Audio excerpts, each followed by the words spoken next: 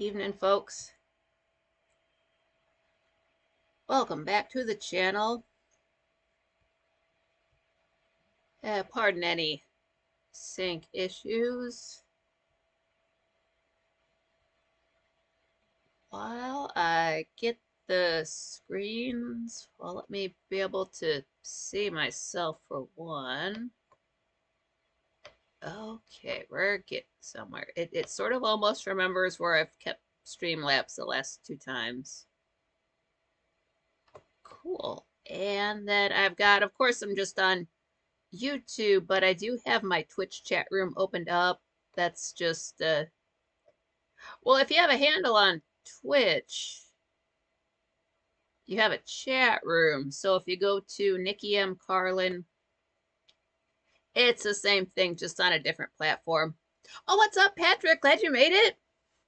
I said, evening, Nikki and Frankly's. Hope everyone is well. Yeah, I hope so too. Hopefully, folks are enjoying the time of year. I don't know what the weather is like. I personally would not mind a little bit more rain, but uh,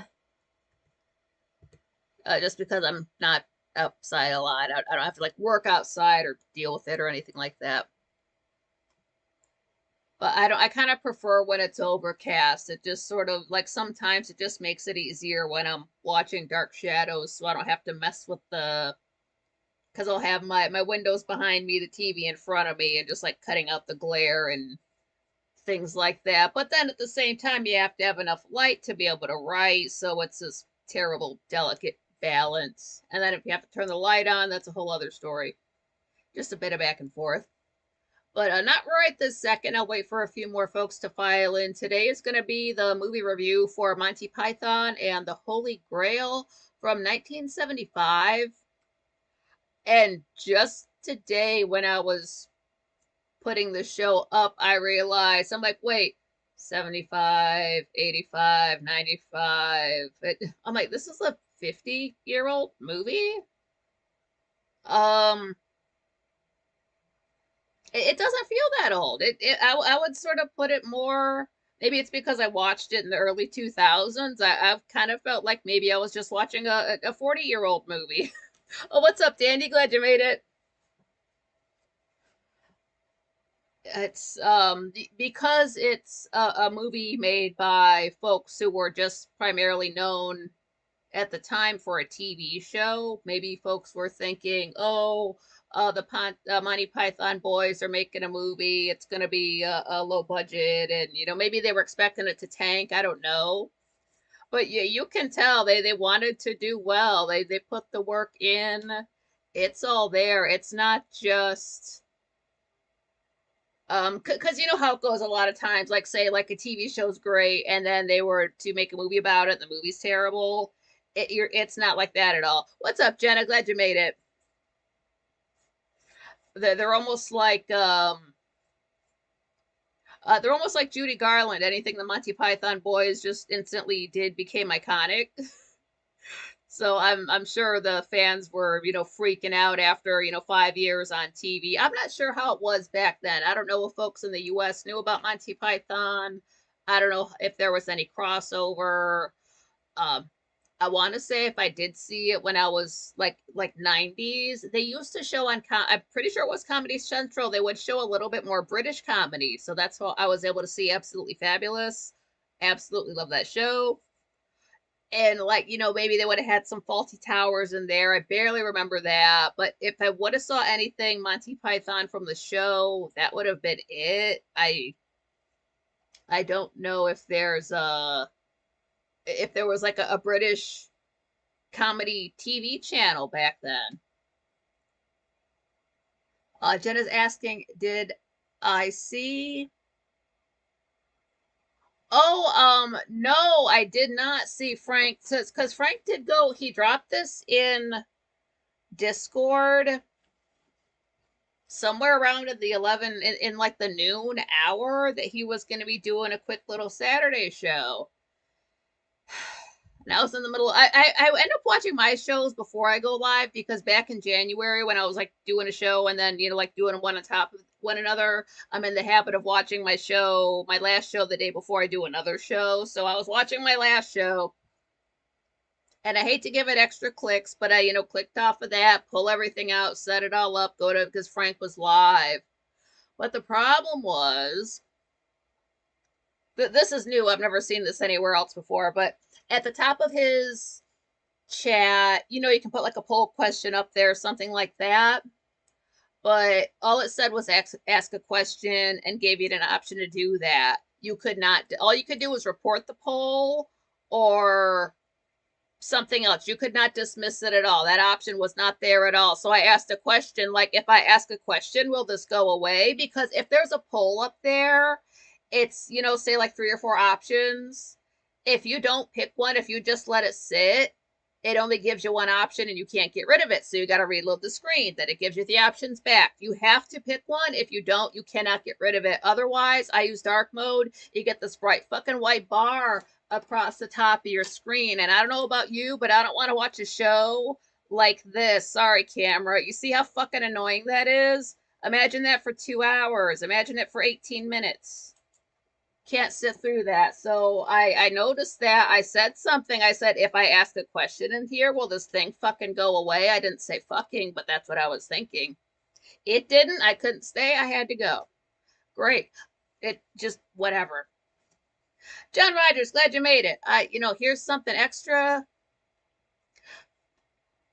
that might cheer me up. I was wrong. I've been wrong before. I was wrong about that. So no, Jenna, I didn't see anything. I saw bright white, and then I got pissed off, and then I finished watching my show, and I just wanted to go back to sleep. Oh, Dandy says got to cut out early. Going to a birthday party at 7:30. Fuck yeah. There's no calories in birthday cake. So go nuts. Patrick just got midnight here. First time watching live for a few weeks. Yeah, Patrick's been out for a minute. I kind of don't initially worry when folks like way far away from Frank's time zone don't show up, just because I realize it's, like midnight and 1 a.m. in the UK and Europe. So, like, say if Francois doesn't show up for a few times, it's literally 1 a.m. when we start for him. So you might be in bed by then. So like it's I don't automatically think like, oh no, they're sick. So it's like I don't worry right away, but after a few times it's like, what's up, Archie's ghost?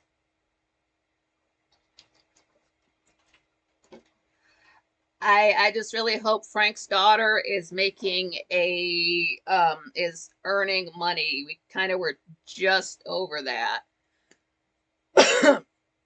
She's using her time. She should be compensated for it.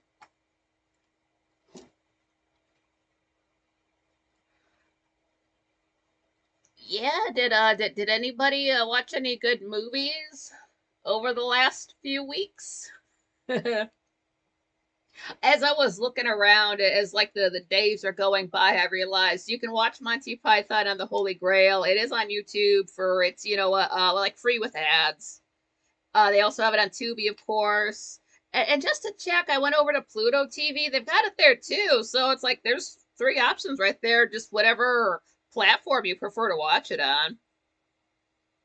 Oh, Jenna said, I just wanted to stop in and say hi. I clicked on the link you provided to the movie. I watched 10 minutes of it and couldn't turn it off quick enough. LOL, don't get the Brits humor. Yeah, it is very not structured like a traditional film. Even the TV show, sometimes they played around a tiny bit with the structure of it, but you could only do, so much with like a half an hour show on the BBC in the late 60s. So it very much will not hit like another movie on purpose. Like it's almost like unsettling, but not in an unpleasant way, like in a way like you want to watch it again, like, whoa, what the hell did I see? Especially if you get to the life of oh no, not life of, but the meaning of life. There's one scene in there that just completely creeps me right the fuck out. The I wonder where this fish has gone. That whole skit thing, even though I understand who the actors are and they are all costumes, it still freaks me out. It's so unnerving, but that's like the point of it. And there's like normal parts where it flows, and then there's parts where um like pay attention to the editing. Sometimes in scenes in this, you think, oh, that's bad editing because that actor was just there. How did they get to like it's just it almost like fucks with your head a bit, like, well, that's a big mistake.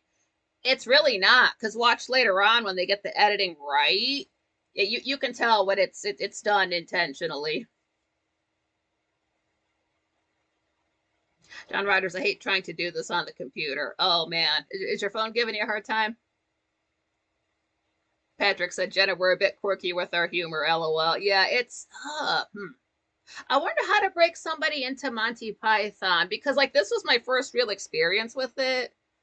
Uh, I wonder if it would be best to get into the TV show, like watch a season of the TV show, and then see if that's because you can't just sit there and watch a best of, because like yes you can watch a best of, but it's not like they have bad skits, but like you gotta watch the stuff in between. There's like the Terry Gilliam animations. Dragon Sage, glad you made it.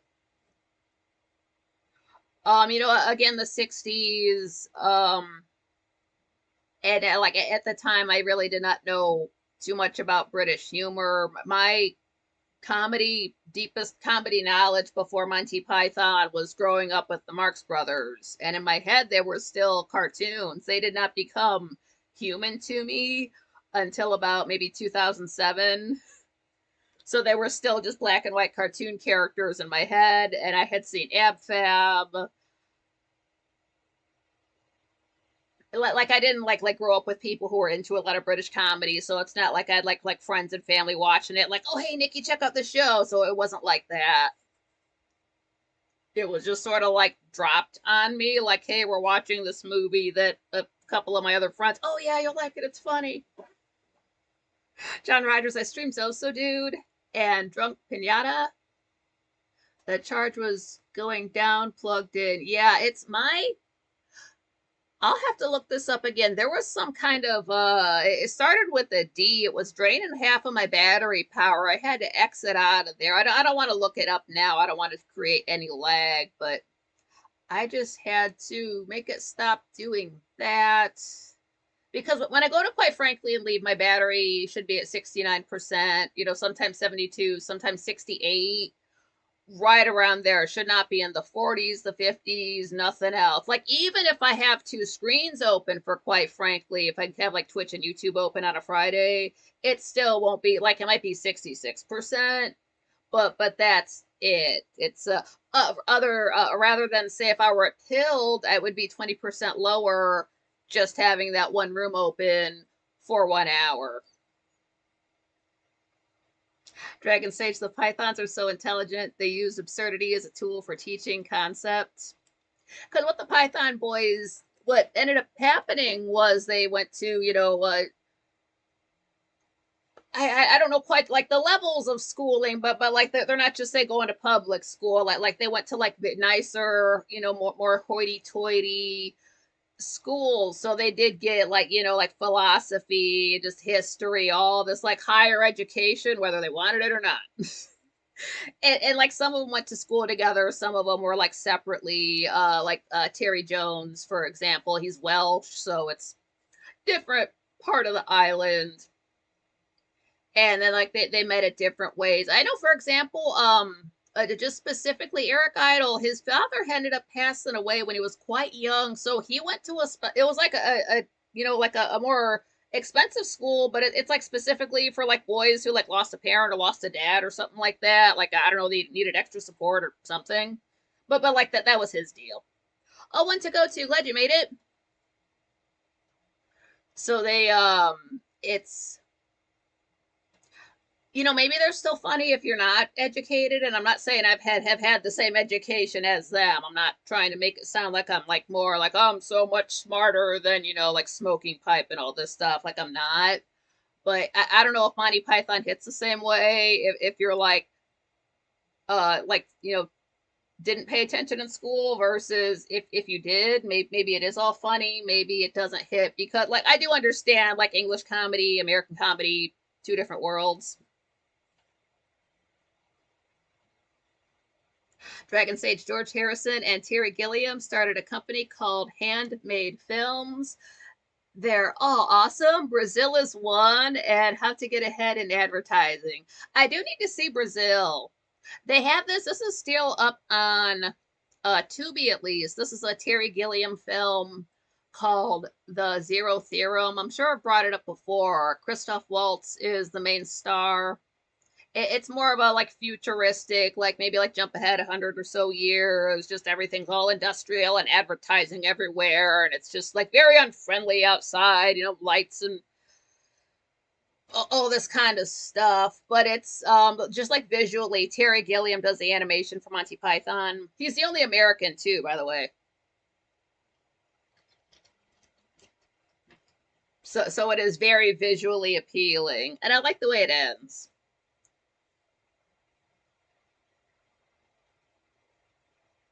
Jenna, when I watch movies, I look for goofs, like when somebody dies. Do I see them move a finger or breathe? Yeah, Jenna, if you like that, you will love Dark Shadows. You've never seen dead people breathing so quickly. Like, I don't know, I've never seen a dead person's chest go like that, but then again, I'm not like smoking cigarettes and drinking coffee on the set in the 1960s and hear these actors, oh no, he's dead. I'm like, oh no, indeed. Yeah, Dandy, have a great night, everyone. Gotta run. Have fun at the party. Want to go to? I've only seen Brazil and History of the World. Okay. I think I've seen History of the World Part 1, but it was so long ago. So very long ago. Now, again, this is a film like I had the DVD back in the day, watched all the extras. I still remember some of the stuff. It's again, it's a 50-year-old film, so it's I'm sure folks have already like reviewed it, come up with all like the details behind the scenes stuff like that. So some stuff I do remember. I'm sure there's a lot more information out there about it, more official. I'm sure Variety has asked John Cleese and Eric Idle about their Monty Python time, so I'm sure that's out there somewhere. And then all of the boys have done work outside of Monty Python. The only one I'm not too sure about is Graham Chapman, just because he passed away in something like 1980, and he was like maybe 49. So he just was not with us as long to do as much.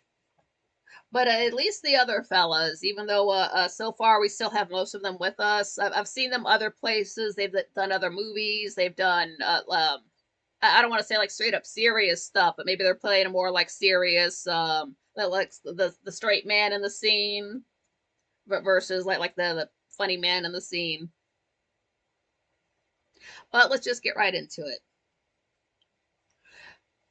Like the music starts out, it's almost like we're like getting in on and some kind of adventure, just the drama of it. Oh, one to go to. Glad to see you there on Twitch.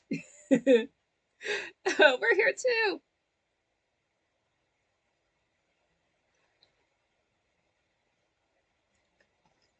I was going to say earlier on, just off topic, it does sort of behoove you to learn the tiniest little bit about most languages. I'm not saying you should be able to speak every language, but it's more just to be able to recognize them on sight. So, like a Korean versus Japanese, French versus other stuff. If you're looking at Italian, not Italian, but a Spanish versus Portuguese, like just little things like that. Because this starts out with like the intro titles, but at the bottom there's subtitles that are supposed to be like maybe like Norwegian, Finnish, esque, like with the line through the O. So like I'm thinking like Oslo, like something like that, but it's really Jenna, the picks for the movie, the poll is in the description for the show right now. So you can vote for the movie you want to watch for next month. I'll go over those options at the end of the show. Patrick, Life of Brian is really good. He said you should give Life of Brian a watch. Really funny. Life of Brian has a very important scene to watch. It sort of puts all of the trannies in their place. Eric Idle plays a character. I'm trying to he sort of changes his name. I'm trying to think of what his name was originally, but then he like changes it. But it's got that in there. Yeah. And I thought about wearing my rosary for this too, since it's the quest for the Holy Grail, but that might have been a little bit too much. They do have Life of Brian over there on Tubi. I just noticed that.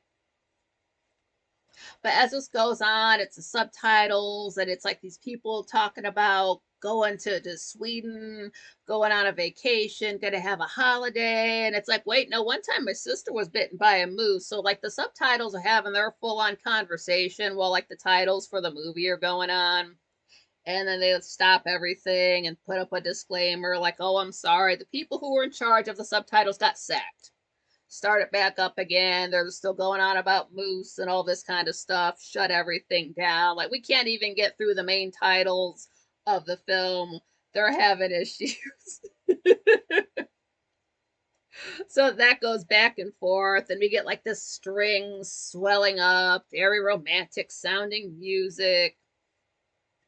But then it just evolves again. Like you see, like the last name on the screen, it just kind of like trails off to the edge of the, yeah, so it's, they connected the subtitles, right? Then they come back in, it's all like Mexican sounding, it's flashing. I could not look at I used to be able to look at this at the time. I can't now, but it starts flashing red and yellow and talking about llamas.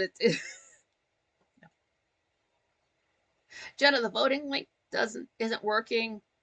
What movie did it pick for you? Because I picked the movie at the bottom, thinking nobody was going to choose that one. Um, that's so odd. No, and then is it the link that's actually in the description of the show, or the link that's on the community page? I know it sounds dumb, but it's like it could just two be. As far as YouTube thinks, it's two different things. When we thought the future was going to be so awesome and just futuristic and simple, and now all it is just the minutia of like where did you click? Did you it picked the bottom one? See, which one did you want? And I'll just make sure to, I kind of did that on purpose because I didn't think. Okay, the link in the description. Okay, so that might be my bad on me. Okay. Well, just and this is why the interviews are not, or not the interviews, but the reviews are not separate. I just don't have the concentration to edit and to jump around. Well, the movie's on the poll right now. It's lifted. Yeah, the one you suggested. Yeah, let me I'll put that. I don't think I'm gonna forget that, but let me write lifted.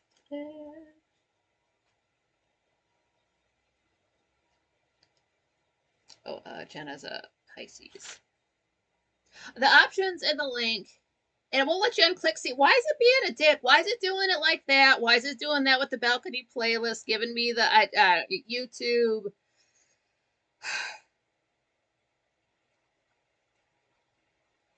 But the link in the description, or you can just go to the community page and go there and vote in case it's just gonna have an attitude. It's lifted from 2010.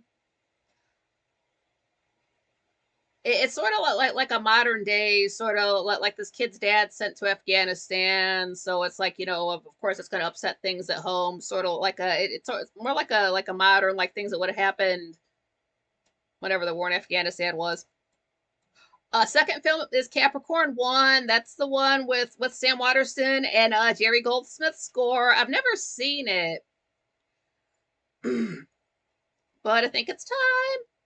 And next film is Jabberwocky. Real quick, because you kind of can't help but like see who's in it. Like I noticed one of the names, it was Michael Palin. So it's like, hey, he's in this movie I'm talking about now. Cool. And if I have seen Jabberwocky, I have absolutely no memory of it. Last film is A Night at the Opera from 1935, the Marx Brothers film. It's one of my favorites. And this time, that's the only film I've seen. The other three I have not seen, and that poll's going to stay up for an entire week. So this time next week it'll still be up. We'll probably finalize it, like during that show, but leave that up for a week, get that voted on, and I'm looking forward to it. Like, I'm pretty sure I'm gonna be watching a film I haven't seen before, so that'll be cool. Patrick, yeah, I'm shocked, Nikki. You rarely make mistakes. I know, right? I'll make like slight typos and just I'll never stop thinking about it. I put like an extra space in a tweet once 10 years ago, and I still can't forget about it. Yeah, Capricorn one. I'm looking for like the fact that it's a Jerry Golds. It would be the first Jerry film that we watched together. So there's that. And then Jabberwocky just sounds creepy. I like creepy good. After I just got done saying, hey, let's stay away from the 70s, and then there's two 70s movies in there, that's okay. That is okay. It doesn't matter when a movie came out as long as it's good. Just checking the battery power. All right.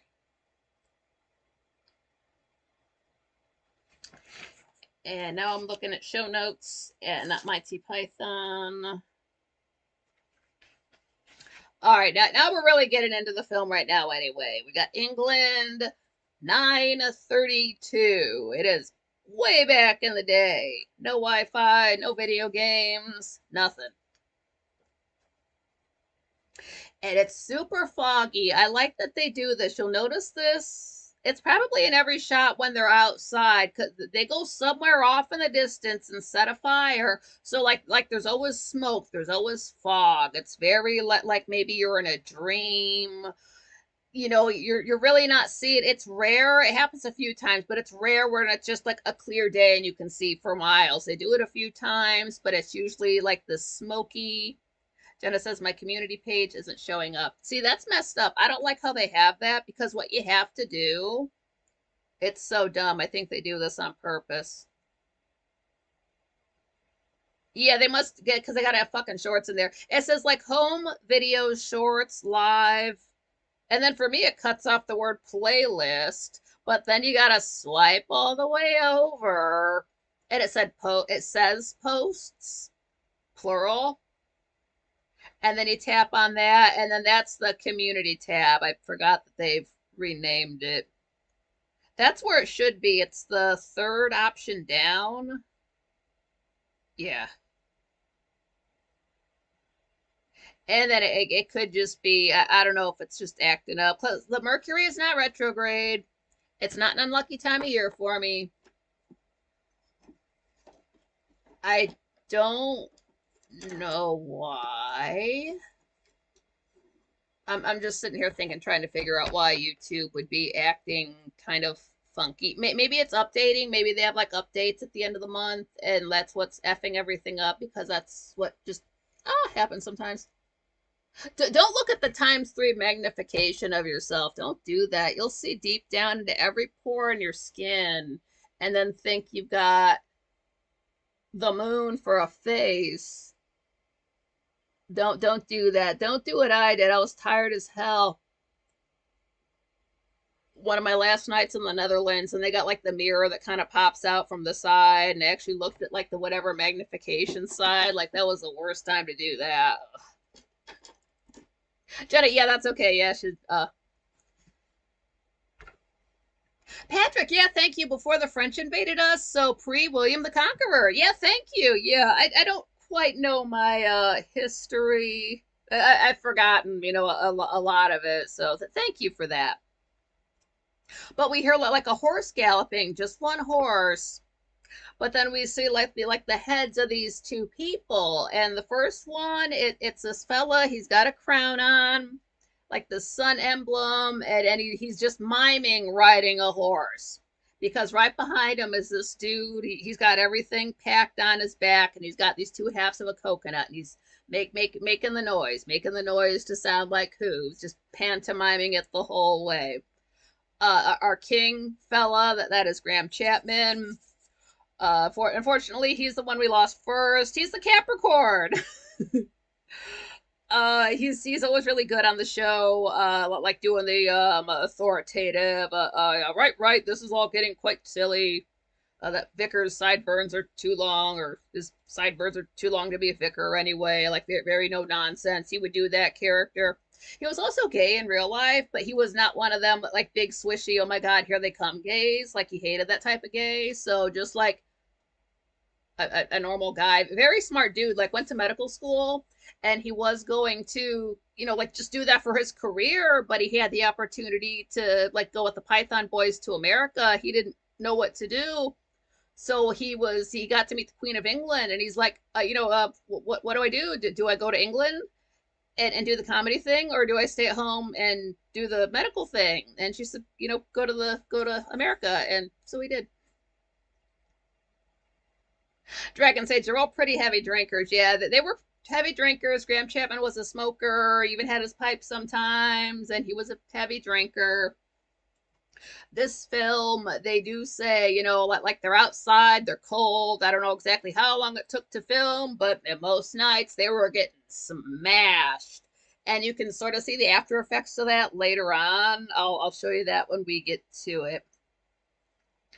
And then Graham Chapman, he's wearing like gold, like the rings of his mail. Like it's not like silver chain mail, it's gold. I don't know what metal they use. So like the stuff coming down, the stuff on his shoulders, that is all gold. You know. And then his horse guy, that's Terry Gilliam, the animator.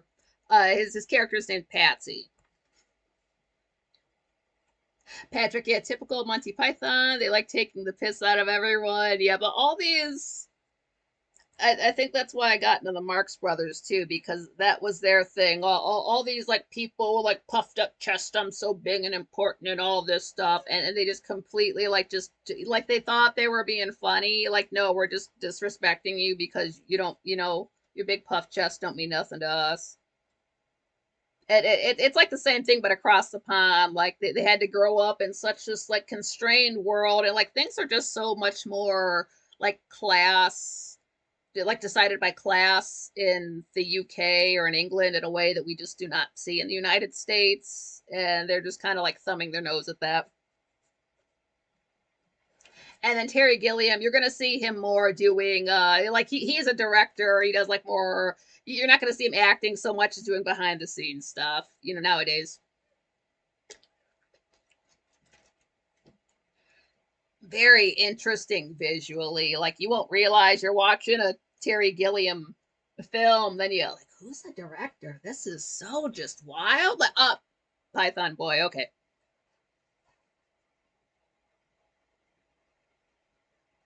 So they come up to a castle. For some reason, Tubi made this extra echoey. It was not like this on the DVD, but like I could still hear it. But he's shouting up at the top of this castle. You can't see. Some dude pokes his head up. I've seen these films so much. I know I know these guys' voices so well. I know that's Michael Palin up there. Jenna said, I'm researching the movie as you talk. It took 18 months to film. No wonder they were drunk every night. God well, because you know what, like the money, it just, well, like she was saying, Led Zeppelin helped fund the movie. Also, I believe in the credits it does say George Harrison. So like the Beatles were, fans of the Monty Python boys. But Arthur's there, and he's trying to holler up at this dude, saying like, "Hey, tell your lord that Arthur, King of the Britons, is here. I'm on a quest, and if you let me just stay here for the night, your lord can come join us, and it'll be a good time. What do you say?" And like the guy up at the top is like, "What, you rode on a horse here?" And Arthur's like, "Yeah." Guy up at the top, he's like, "But you're using coconuts." Arthur's like, "So?" And he's like, never mind the quest. He's getting shit about these coconuts right away. Nothing else matters. Like, where'd you get them? And he says he found them. He's like, found them where? It's like, in Murcia, the coconut's tropical. Are you suggesting coconuts migrate? Like, not at all. That could be carried. And they get into this whole thing about how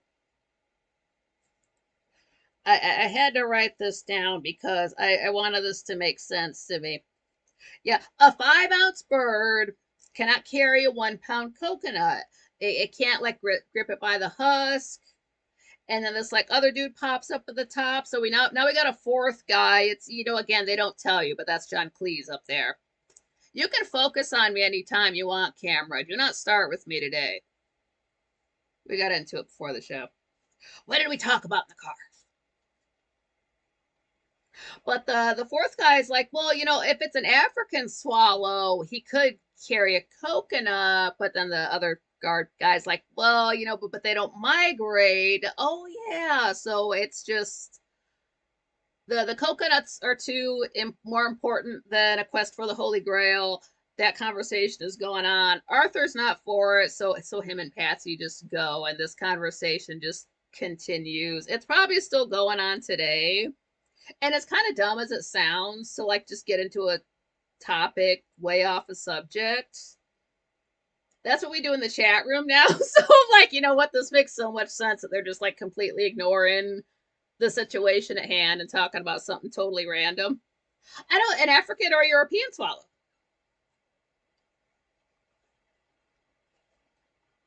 Another good thing about this film is that like some of the stuff that just seems so like dumb and like one note, like you're never gonna see it come up again, like it does.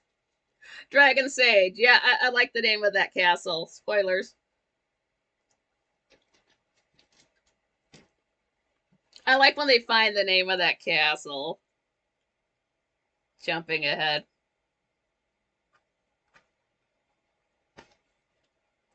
So you know what? Arthur's just gone. Now we're in. This is a whole new area. It's sort of like make like a muddy little like hut town. Again, little fires burning places. People just in their rags. Stuff's dirty.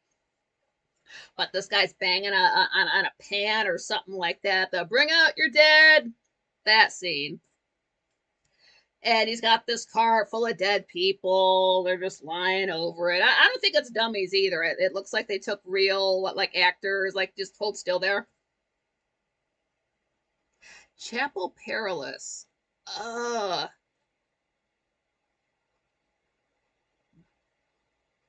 Is that the name of it in real life? That's one thing I couldn't tell you if these are like real castles. Like one of them is not, but I don't know like the actual like locations. Oh, thank you, Dragon Sage. I've been brushing up on my Arthurian lore lately. Sweet. Lisa Gray, hi. Just returned home from granddaughter's 10th birthday celebration at Chaotic Jumping Junction, where it's wild and noisy. Woo! Time to settle in here. You know what? We just had Dandy leave for a party, so in my head now he's go like you three like all hang out, even though I know he's like he lives an hour away from me, and you're in Alaska.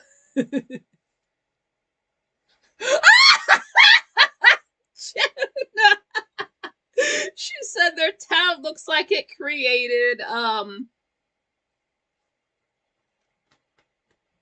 the coof. I just don't know if I'm allowed to say that word. I'm not trying to get this whole review taken down. How bad would it be if I reviewed a film and then had to do the exact same review the next week? Do you want to sit through this twice?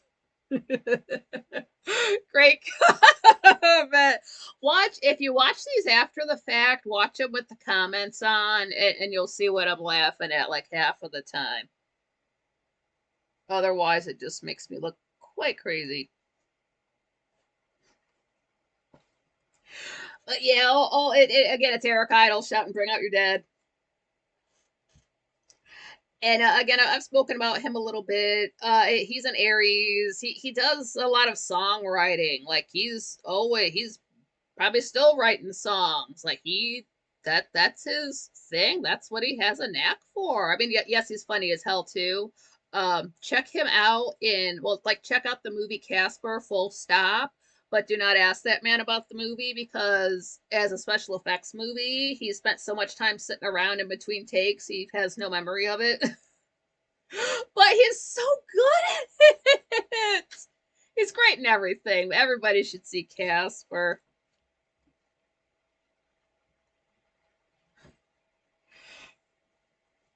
Anyway, this dude's carrying this other like old man on his shoulder, like, oh, got another one for you.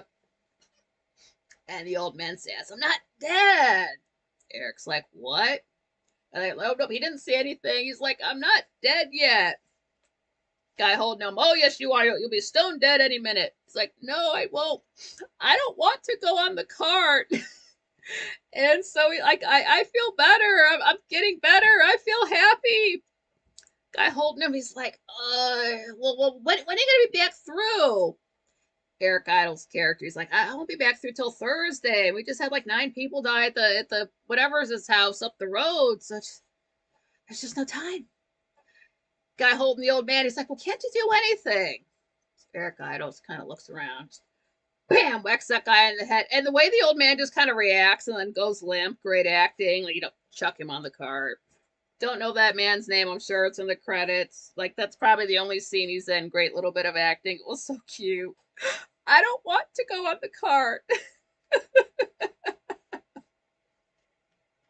Short little scene. For whatever reason, I thought that scene was longer in my head. It does not take very long at all. So that's just the way things were back then. People just died and got carried away in the cart. I don't know.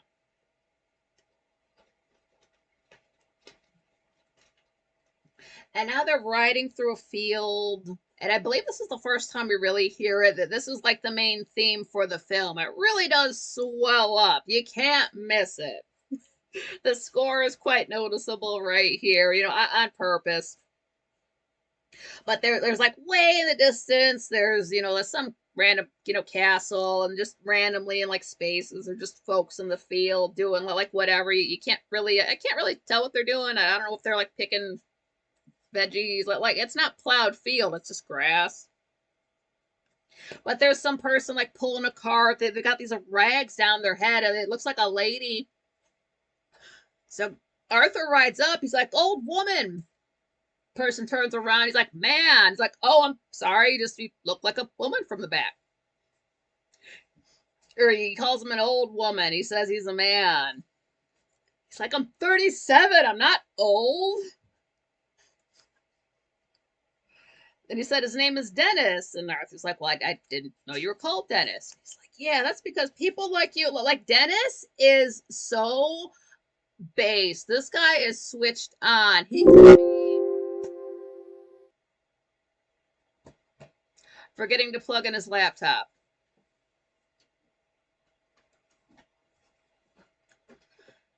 Sorry about the noise. Patrick, I think we've had the plague a couple times here in the UK. Yeah, about 2 or 3 at least, like off the top of my head. But Dennis could be a Frankly. This dude is just going off because Arthur's like, well, I'm Arthur, King of the Britons, and who lives in that castle over there? He's like, no one. We're in an anarcho-syndicist commune. And he's trying to explain how everything works, and then kings only get to be kings because they're exploiting the workers, and if there's ever going to be any change, and then this lady, his mom pops up, oh, Dennis, there's some lovely mud over here. Now, Dennis is Michael Palin, and then the mother is Terry Jones. This is the first time we're getting a really good like close up with these guys. Again, Michael Palin he's a Taurus. His birthday's actually coming up. His birthday's on May the 5th. But he has my favorite line in Monty Python and the Meaning of Life. Of course, I'm not going to spoil it. Jenny, yeah, they introduced trans back then.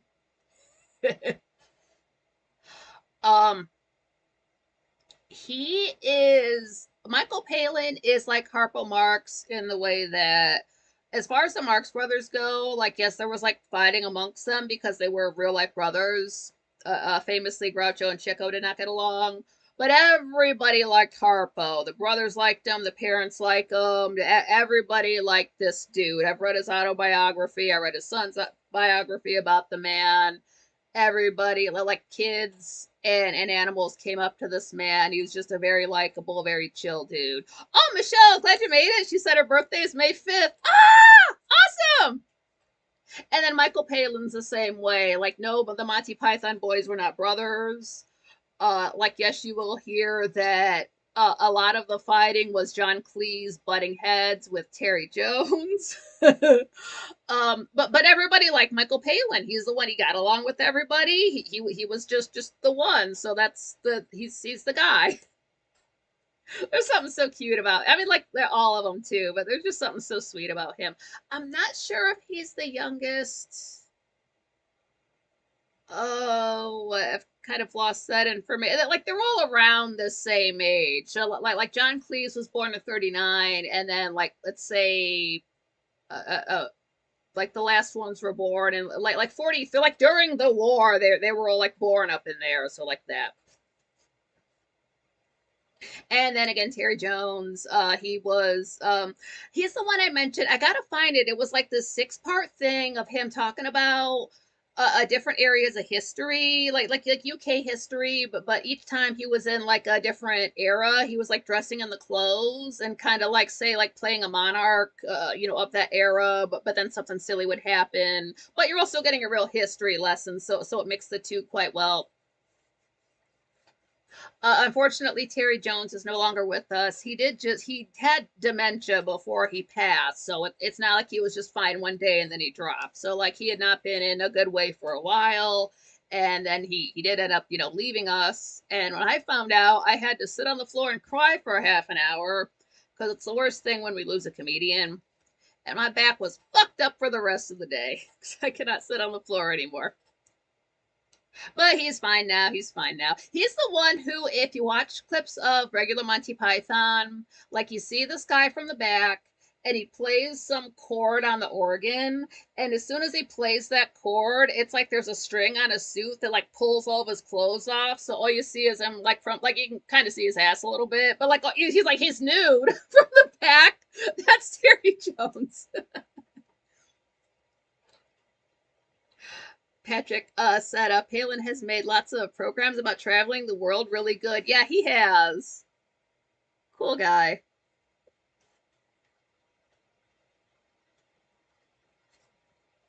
But there's a Dennis and his mom there, and they're like just gathering like mud up. That's all they seem to be doing. And sees Dennis with somebody. Oh, how do you do? And Arthur introduces himself and says he's the king of the Britons. And she's like, king of the who? So the Britons. She's like, who are the Britons? It's like, you are, we are, we all are, and I'm your king. It's like, well, I didn't vote for you. We don't vote for king. She's like, well, how do you become a king then? And he's talking about the Lady of the Lake beheld Excalibur, and you guys know how. You've seen Merlin. You know how to. We probably should have watched Merlin first. You guys know how Arthur got Excalibur from the Lady of the Lake. And it's all and like the music sounds very angelic. It's this big profound moment and he's looking off into the distance.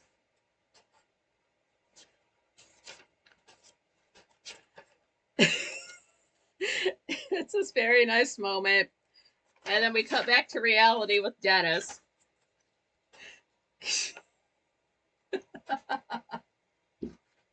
And I love Michael Palin's delivery here. I don't know what it is. It's almost like they made his face look chubbier and he's a slim guy. I don't know what they did to just like do this, and it's the accent that he's using. I couldn't tell you what part of England these different accents come from.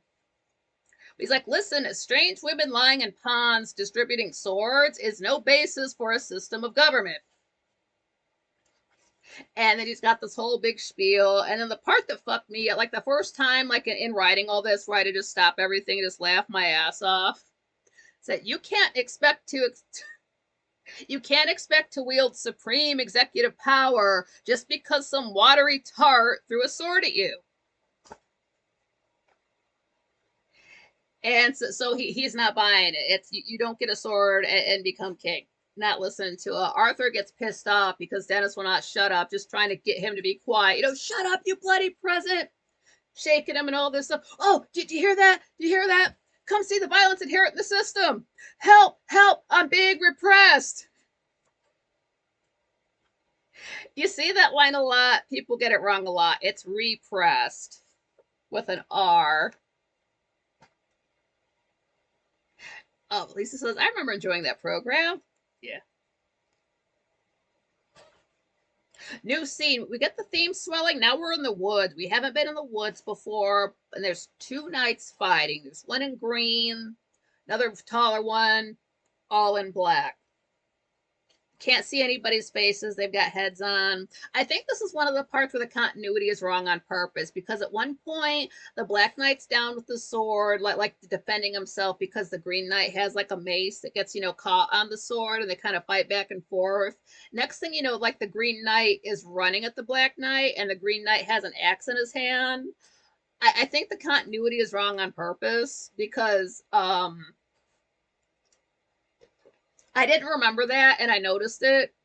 I'm like, whoa, that's I think they did that on purpose. Anyway, that guy gets a sword through the eyes. He's dead. He goes down. Black Knight just, he's got a sword there, and he's guarding this. There's like a little bridge there, and he's got a little black tent. There's some smoke going on. You can't see who it is. You can tell by his voice that is John Cleese. He's the tallest guy around. He's 6'4". So look for the tallest guy. That's probably him.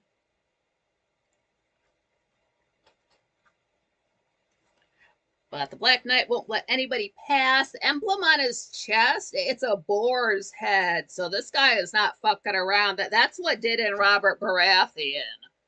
You do not want to fuck with a boar. Full stop.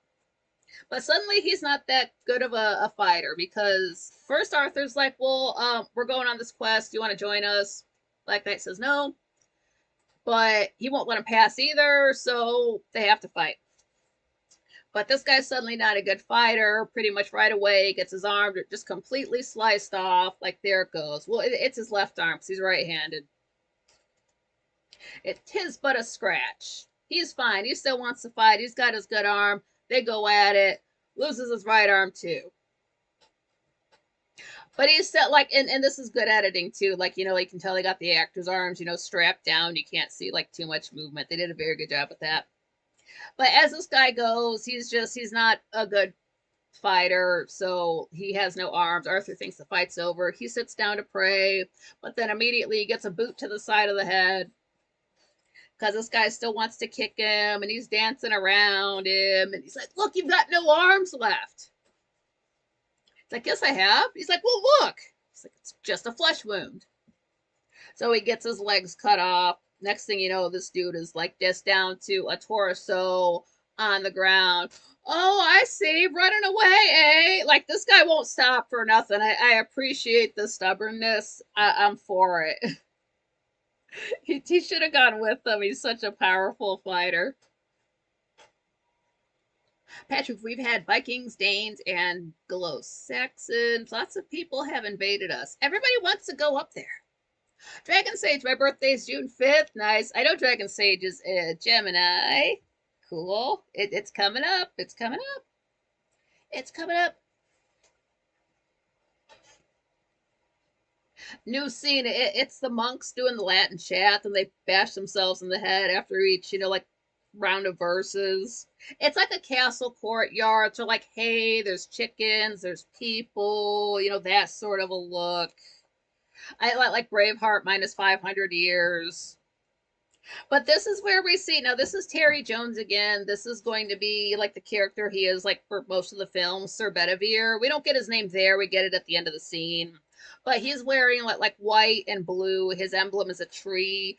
And at the start of the scene, he's got a white swallow and like a white bird. I don't know what a swallow looks like.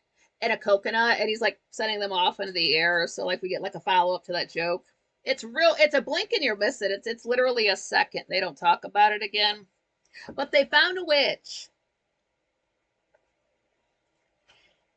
And they're like, we found a witch. Maybe we burn her. And she's like, well, I'm not a witch. They dressed me up like this, and this is a false nose. So they, it's just string. It just comes right off. They dressed her up like a witch. And Sir Bedivere's like, did you dress her up?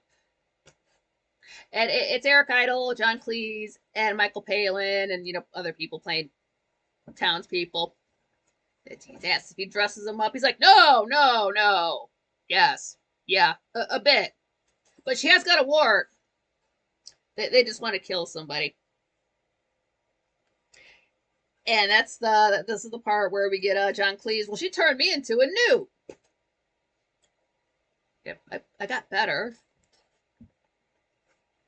But they still want to burn her. It's like, well, everybody's riled up Sir Bedivere, like this black mustache, and they gave him like a belly too, like they patted the man out. He was not that big back then. He's like, well, what do you do with witches? And the crowd says, you burn them. It's like, well, why do witches burn? And it takes them a long time to think of this, but it's because they're made of wood. So what should we do with her? Build a bridge out of her. It's like, no, no, no. What else can we build bridges out of? Somebody said stone. Now, does wood float on water? Like, yes, it does. And they asked, what else floats on water? And everybody's doing their suggestions. The townspeople cannot get it. Well, Arthur's been watching this whole thing with Patsy. So he says a duck. And everybody notices him, like, exactly. It's like, therefore, so if the lady weighs as much of as a duck, then she's made of wood, and that means she's a witch and they can burn her. That's the logic. They run her over to some scales. They grab, I don't think this was a duck. That's a goose, right? The ducks aren't all white like that. That's a goose, right? It doesn't matter. Put the duck on the scale, put the lady on the scale, and knock out the weights. They both weigh the same. It's a fair cop. They take the check. And that's when Arthur meets Bedivere, and he's like, asks him to join up to go on the quest for the Holy Grail. Bedivere's for it. I think he's sick of those people around there. Patrick, I'm a crab, Cancerian, end of June. Dragon, yeah, I see, yeah. Who are you who are so wise in the ways of science? I'm gonna have to do this much faster. I took way too many notes. It took all day. Yeah, so we've got a Sir Bedivere the Wise. Now we've got a narrator, Michael Palin. They use a book on the floor. I want to say that was shot, if I remember right, on like the floor of Eric Idle's living room, something like that. But eventually they meet up with Sir Lancelot the Brave. That's John Cleese. And then Sir Galahad the Pure. That's Michael Palin. And then Sir Robin, Eric Idle, who is not as brave as Lancelot, and among other things, personally wet himself at the Battle of Baden Hill. So we've got our main guys for the trip. And now we just see them walking through a field. It's everybody. They've got their horses with the hoof things, with coconuts. That's going on. And this is when we have Bedivere saying that, incidentally, my liege, that's how we know the earth to be banana shaped. That's where I get that from. But then they see off in the distance Camelot. But it's only a model. But I don't know how they did it, but just like a little mountain up on a hill. I wouldn't. It looks real to me. It even still looks real now, 50 years later. But Arthur's like, this is our new home. Let us ride to Camelot. And the music kicks in with the song, The Knights of the Round Table. This is where the word Spamalot comes from. They made a play about Monty Python. It's almost like how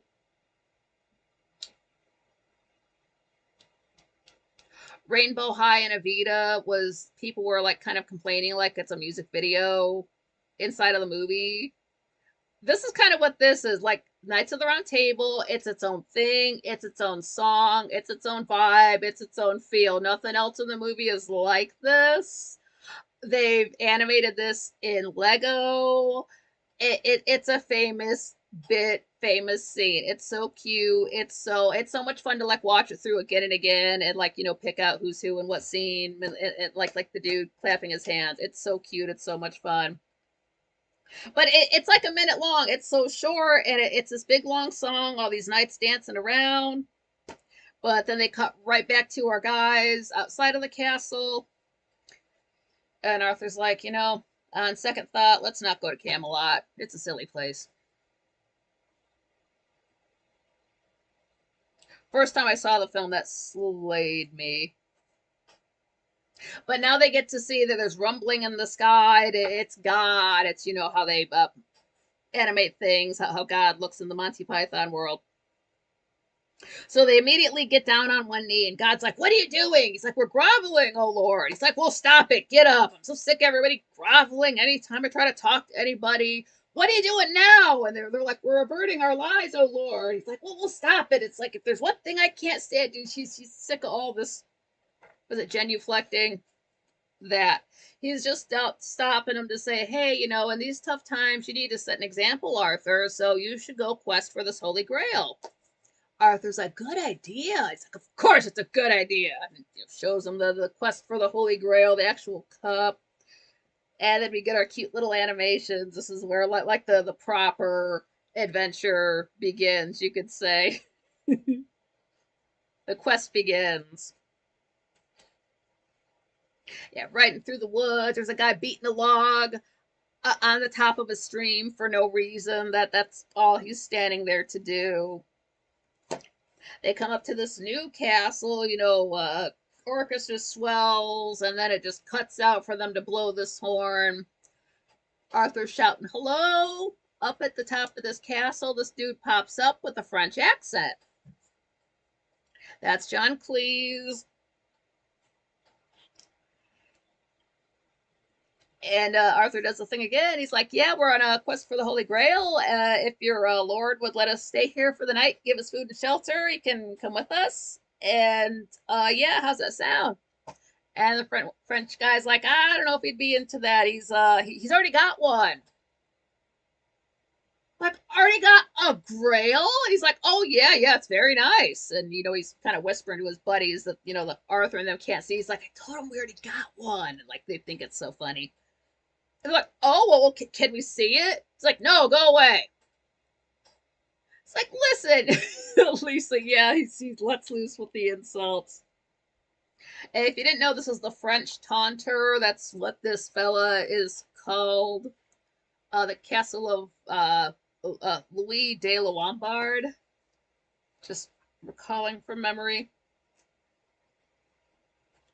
He lets loose with a string of insults that are just like they're rude, but they're tame. It's you just won't talk to these people like this. But this is when it has the line. I know this from memory. "Your mother was a hamster, and your father smelt of elderberries." And they just can't believe this man's talking to him like that. And he's like, "Well, could you just go and maybe ask your lord?" He's like, "No, now go away, or I'll taunt you a second time." Like, what a strange person. And Arthur won't leave, so the French guys get pissed off and just chuck a whole ass cow on them. So this cow comes falling down on Patsy. Was it Patsy? No, it wasn't Patsy. It's I can't recall the actor's name. He plays a minstrel later on. It's oh, it might have been Sir Galahad's horse. I wrote it down later. I'll find out. Anyway, one of their horses gets crushed. And as they're running away, this is the first time Arthur, Jesus Christ! It's. I love the idea of just like blaspheming on this holy quest, and so they do like the horse gets crushed. They're mad, so they start just attacking the castle, just like swords on the castle. But then they're getting chickens and everything else thrown down at them from the French folks up above. So it just run away, run away, run away. They all run away. But Bedivere's got a plan. So now we cut to the French guy, and you can hear like sawing and all these strange sounds going on in the woods. You can't really tell what's going on. You can't see anything, but then you see wheels turning. Dragon Sage, yeah, now go away, or I shall taunt you a second time. I can't do any kind of French accent, so I wouldn't try. French people don't really sound like that when you like talk to a real French person in real life. Um, and I haven't spoken to a French person in real life for a while. But yeah, they don't quite sound like that. Maybe the older ones do. I don't know. Maybe if you talk to like some 80-year-old French person and they speak English, they sound like the stereotype. Well, what they've done, they've built a giant wooden rabbit, and then they roll it out and they push it in front of the front door of the castle, and they run away. And then up in the foreground, our guys kind of like stick their head up. It's like, okay, so what's going to happen now? Bedivere's saying this. He's like, okay, Lancelot, Galahad, and I are going to wait inside the rabbit, and once they bring it inside, we're going to jump out and surprise them. And Arthur's like, wait, what? Who? And he's, Lancelot, Galahad, and I are, uh, okay. Well, what if we build instead a giant? So it's that the whole plan just falls apart. But while they're having this argument, the French have already brought in the giant rabbit, and now they're chucking that back out at them again. And it lands on the same guy, Galahad's horse. So that guy gets crushed twice. Maybe he gets killed off. I never looked for him again. Oops. Dragon Sage, I'm going to Quebec City for this week for work. I'll be there all summer. So summer's only a week long. That's fine. I don't want it to be warm because I want it to be cold for filming purposes. Now we jump to some dude. It just got a subtitle that says a famous historian, some old guy with white hair, just recapping the film so far. But he was saying that just getting us caught up with what they were doing with the rabbit. And as he's doing this, an actual guy on a real horse comes by, like fully dressed, sword, slices this dude's neck. Old man drops down. This woman just screams, freaking out. I think the man's name is Frank, even. So he's like, Frank! And so she's like, runs up to him. That's like clearly his wife. RIP to that guy. But he was saying that the questers were deciding to go in separate directions. Patrick, they used to be on once a week here after 9 p.m. as they were considered too risky for youngsters. Yeah, I can see why you would not want to. There are some episodes of Monty Python. It's like, could they show that on TV? I can see a lot of that lady's body.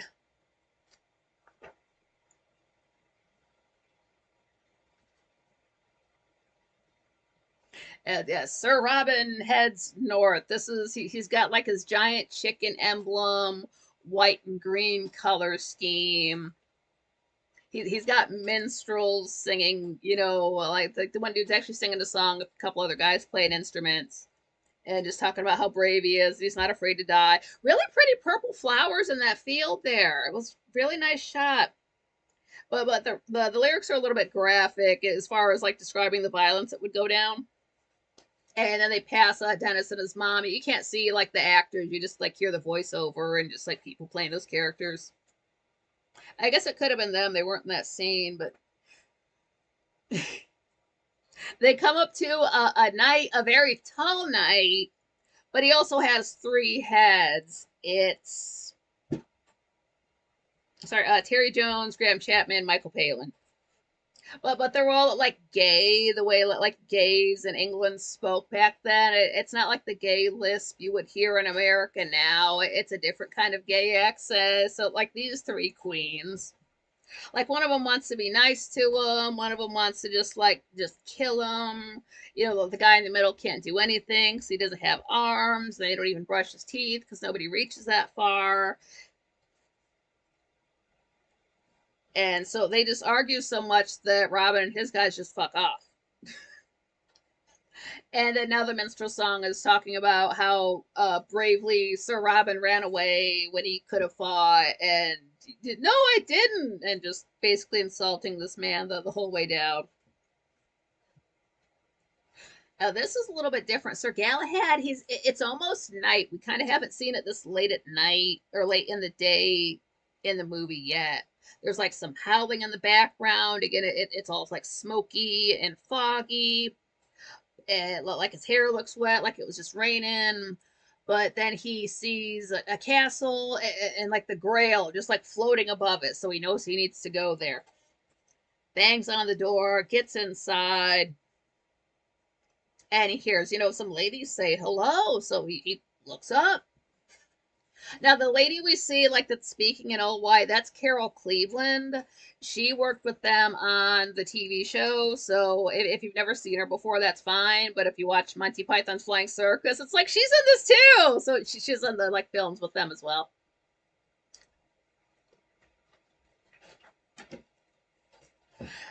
Now, this is her character's name is Zoot, Zoot. We find that out a little bit later in the scene. This is Castle Anthrax.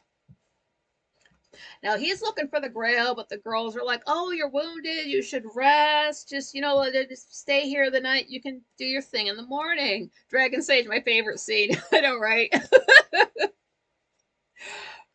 But as they're walking along, she's just explaining what they do there. Just like, "Oh, it's just a few of us girls living here.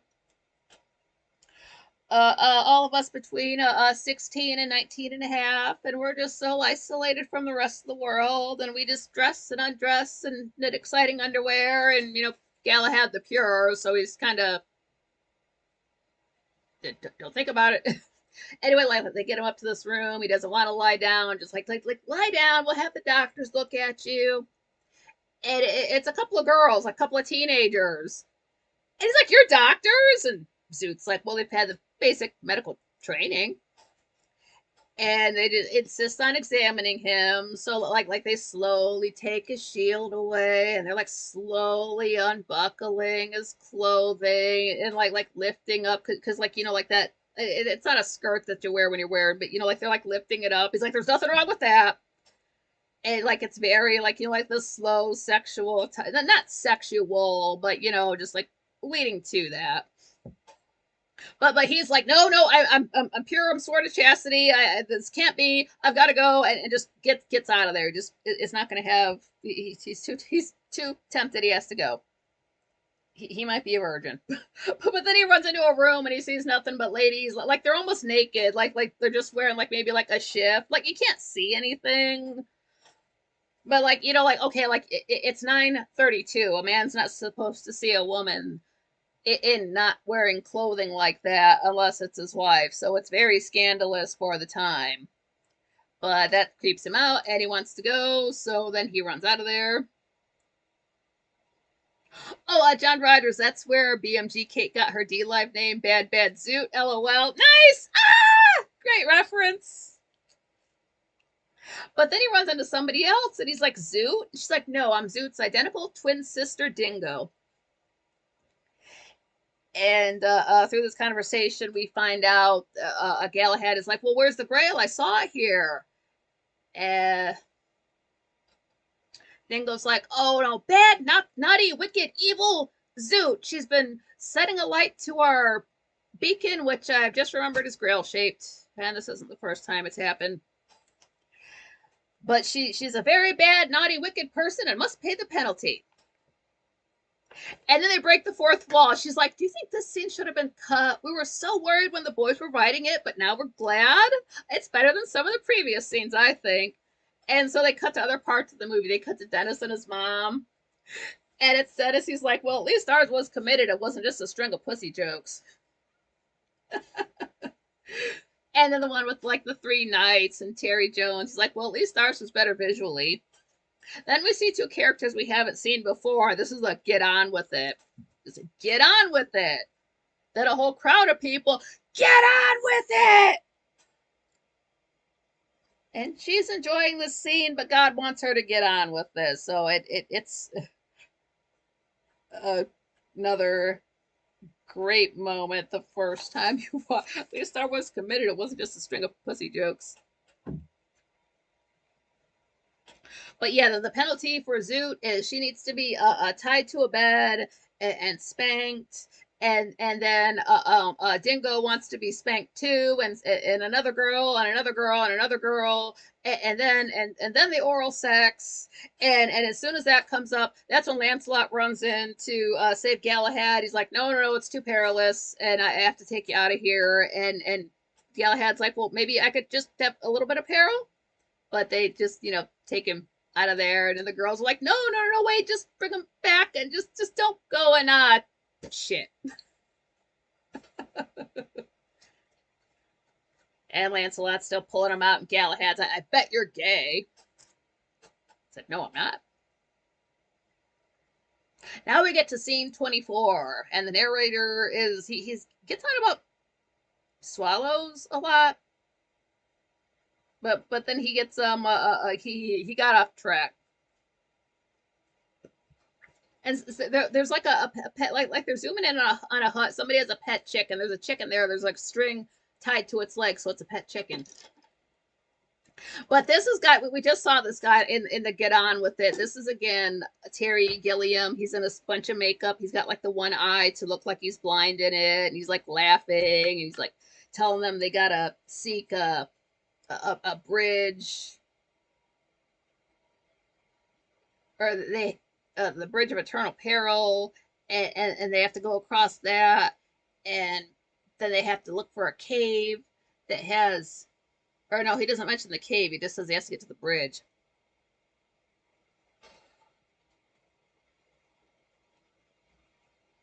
Yeah, there's a cave he's got to go to. There's a gorge, and then the bridge of death. That's where he's got to go. And then Arthur's like, well, what do we do after we get to the bridge? And the old man laughs, and he vanishes. And they were inside of a hut, but when he vanishes, they cut back to Arthur and Bedivere, and suddenly they're just outside, and the only thing that's the same is like the fire in the middle. It's great editing. It creeps me out so bad. It's just, again, it's just a second. Love that bit.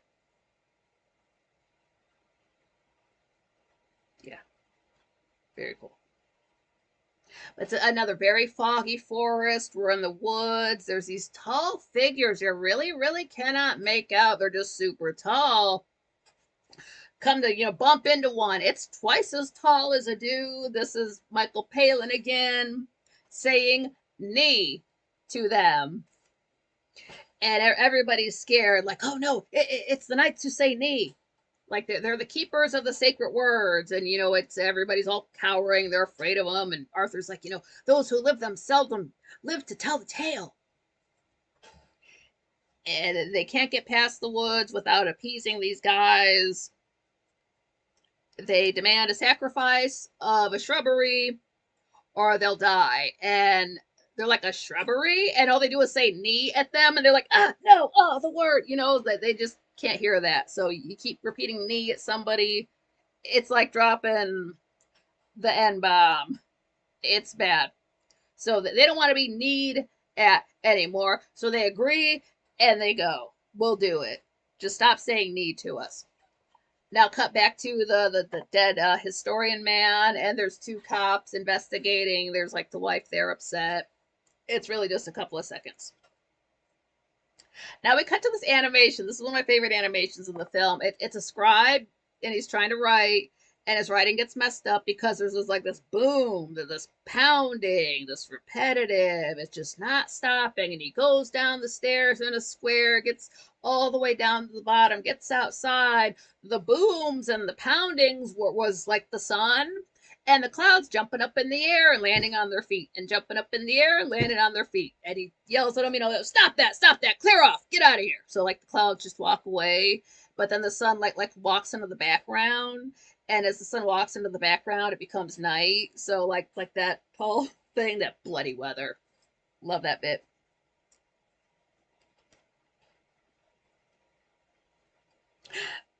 Now run to the tale of Sir Lancelot. This is what okay, this is Michael Palin as like the king. It's sort of giving me the Lion in Winter vibes. I know you've seen that film. And then his like son is this like sickly, pale, like weakish, just maybe a little bit swishy. That this is like Terry Jones and Michael Palin, and like they're at the window, and he's like, "Son, one day all this you see will be yours." And this little wimpy, son, he's like, "What, the curtains?" Like, no, not the curtains. Like, everything you see, all this land's gonna be yours.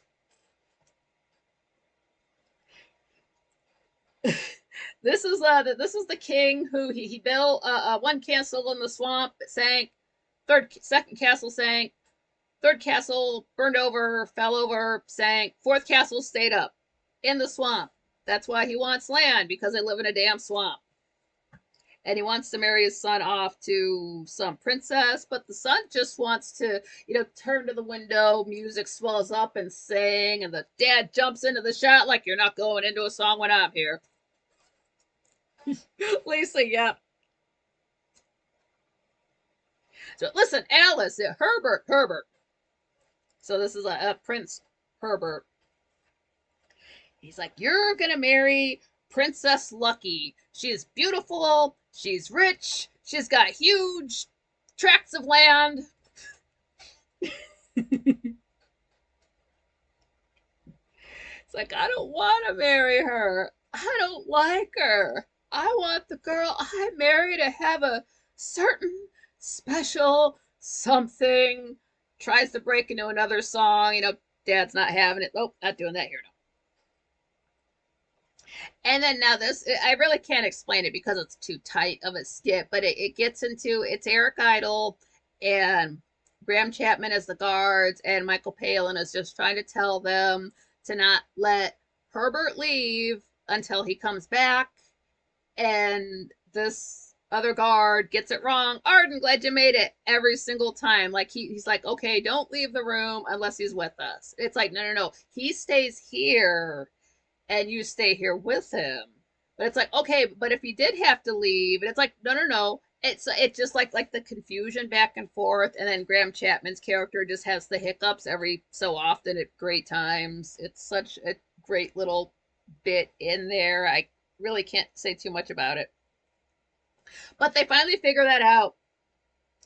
The king goes, and then now here this has no dialogue in it. It's just Herbert kind of now Terry Jones is a very good mime, and this is where you can see it the best, because he's realizes he's by himself and there's the guards, so he like sort of like walks up to his desk, you know grabs a paper, writes on it, gets a ribbon, grabs an arrow, rolls it up, grabs the bow, fires it up the window, and the whole time the guards are just sitting there like nothing bad happened.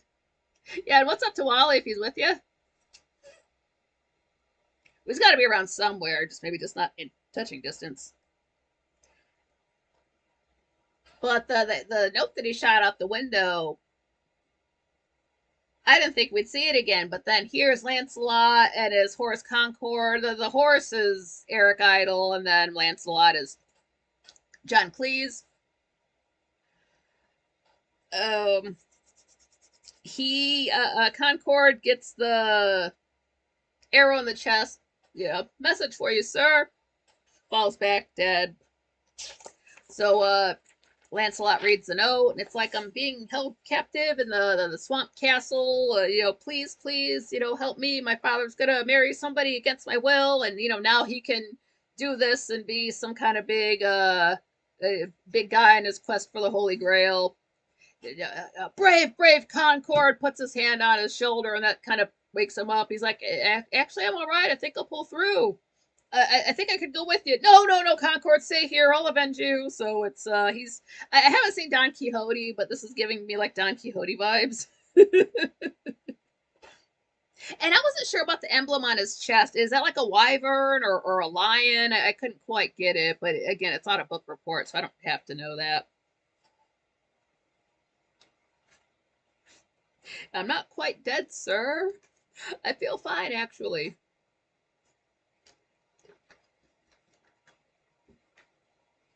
Dragon Sage, yeah, there'll be no singing while I'm here. And again, I wish I could like place the accents, like what part of the country those certain accents are coming from. But now we do see Princess Lucky, where again we're inside of a castle, so like there's food and tables, a fire going, and flowers. Everybody's dressed nice. Like I wouldn't say like she was like that huge in the chest, but she was definitely not. She enjoys all of her meals. Let's say. I'm sure she likes. She knows all the best food. And like she's got her handmaidens around her, like flowers in the hair, hair is braided, flower, all this stuff. Or yeah, it's like I might pull through. But then outside, it's two guards guarding the castle, and they're just watching folks walk in. And one dude's like eating an apple or something. Not an apple, but different. Just eating an apple on film has connotations. It wasn't an apple, I don't think, but they see some guy running up to them from very far away, like hundreds of feet away, coming out from the woods. He's running up to them, and there's like this very dramatic drum music. And I cut back to the guys, and again they see it's Lancelot. He's running up to them. Same dramatic music. Okay, no, again, like for you, like again, just getting very far away, but just starting to get like a little bit closer. Happens a third time, and one guy's eating, the other guy just kind of watching. Happens a fourth time. There, again, it's always like he's like very. They don't exactly repeat the film, but it's still like from very far away, and then there he is, just like way far away, running up. Next thing you know, he's right up on him. Bam, sword. He kills the one guy who was eating the apple or whatever. Runs inside. The other guards kind of like just, hey. Lancelot runs in. He's killing everybody. He's taking the sword to everybody and everything. He's kicking over tables. He's stabbing people. He's knocking people over. He's going after the band. He's kicking other stuff over. He's going up the stairs. This chicken runs away. Big dramatic music. It's super scary. Gets inside. He kicks the bride in the chest. He's knocking other people over, kicks another table over. He's slashing at people, stabbing guards. There's a bouquet of flowers up on the wall when he's going up the stairs. He even slashes at that, kills another guard, goes up the spirally stairs, into the room. He kills the two guards, like, okay, now wait, now you're not supposed to enter the room unless, so, like they both get killed. And so he just kneels down and he's like, I'm here to rescue you, kind of a thing. And he doesn't even look at who he's speaking to. Then he kind of looks up. He's like, oh, I'm terribly sorry. And there's Herbert. He's like, you got my note.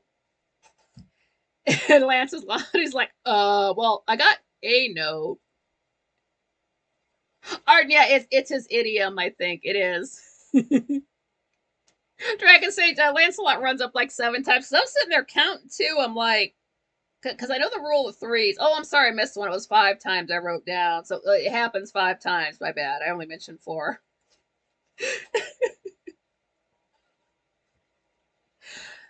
But a couple seconds later here, like the king walks in, and there's Herbert just sitting there, and Lancelot's just kind of confused, just standing there all tall and stuff. But then the king walks in, sees this new guy who just killed everybody, so he kind of backs up against the wall. He's like, who are you? Herbert says, I'm your son.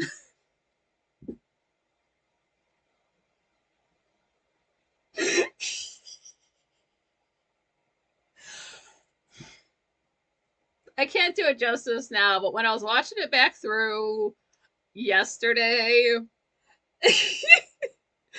that that made me laugh more than anything else. I love Terry Jones so much. I'm your son.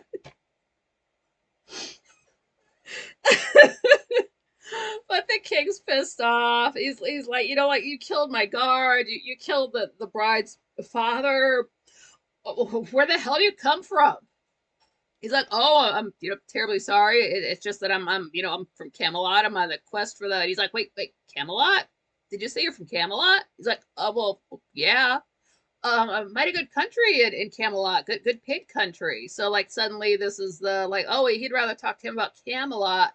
Meanwhile, Herbert's like, I'm ready for you to rescue me now. So he's got his bed sheets all tied up. He's got it tied to the end of the bed. It's going out the window. He's lowering himself down. He's like, I'm ready. And the whole time the king doesn't care because he's talking to Lancelot. He's like, actually, you know what? Well, let's talk about this more downstairs. Hold on real quick. So the king walks over and he just cuts the sheets that were tied to the bed, and then you just see him go out the window. You hear like ooh, and a thud. But so then they walk out, and it's the stairs. Lancelot just came up, so you just hear people like moaning and crying, and just like stuff being moved around, and like the king couldn't be happier to have his arm around Lancelot. But then you hear somebody, there he is. And it's like, oh, bloody hell. So the music starts up again. Lancelot's got his sword out. He's ready to go down the stairs. King stops him like, no. Just stop. Like, Lancelot has, like, it's zero chill. So the king's just trying to, like, calm everything down. He's like, look here. This has all just been a big misunderstanding. It's like, well, he killed the best man. It's like, well, he's doing his best to cover up the situation, and everybody you see, like, everybody got hurt. They're not having a there's no way they're gonna forgive this man. And he's trying to gloss things over because again the bride's father died, so he's like, well, I hope the bride thinks of me as her dad in a legally binding sense, since unfortunately my poor son Herbert fell out of the tall tower. But we shouldn't. I didn't gain a son so much as I didn't lose a son so much as I gained a daughter, and he's such a dick. It's sort of giving me Frey, Walder Frey vibes. Not that dark, but like leaning towards it. Oh my god.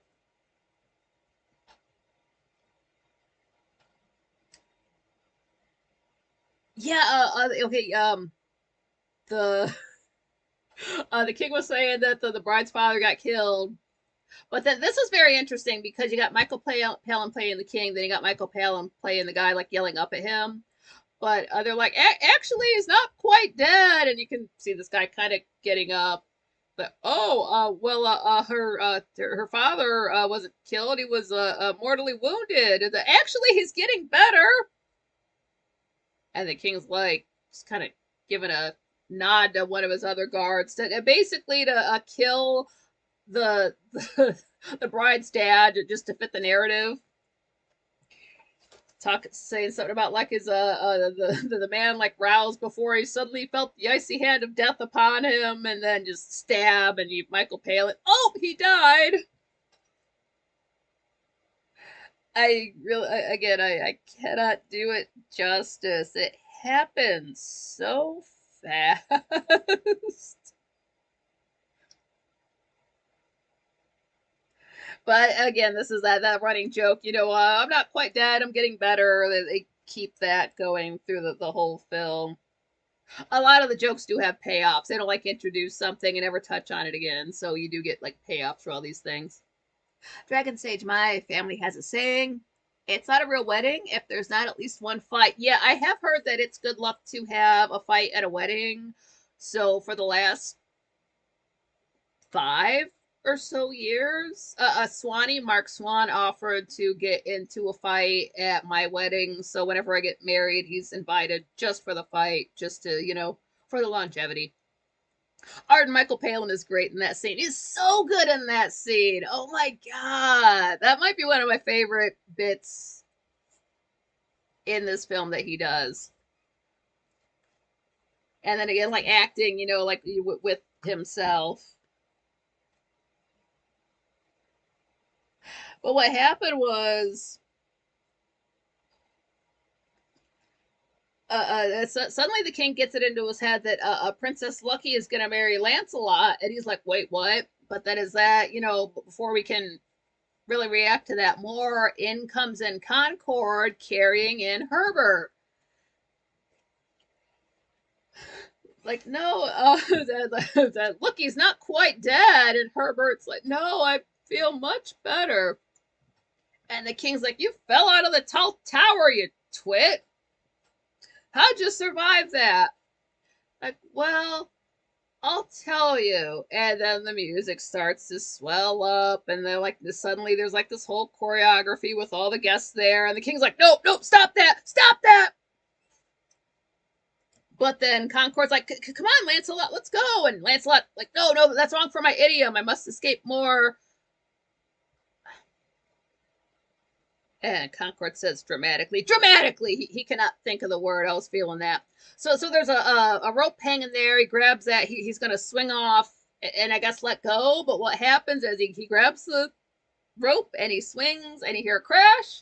And then he just swings back into the shot. And he's just swinging back and forth on this rope. That was really John Cleese, and that was not one take. So his arms were getting quite tired at the end of that.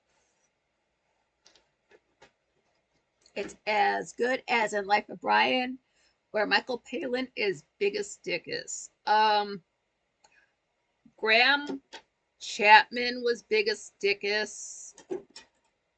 Michael Palin played the like the Roman king, like that's his friend, biggest dickus, and his wife in Continentia.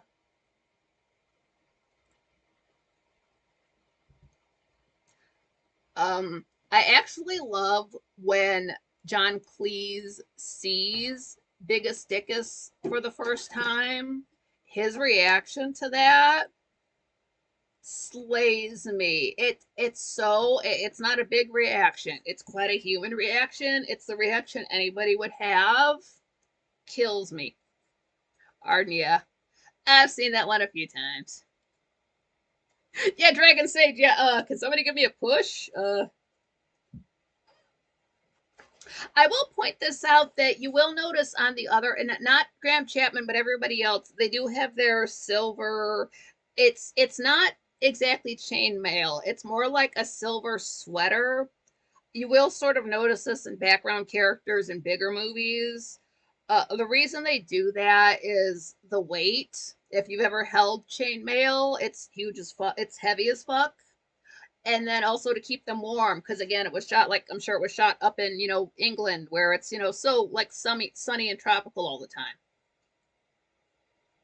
You are done too. Glad you made it. Two nuns were sitting on a park bench when a guy came running through and flashed them. One of the nuns had a stroke. The other one couldn't reach. Good one. Arnie, when he talks about biggest dickus, I like that scene. Yeah. Daring the guards not to laugh.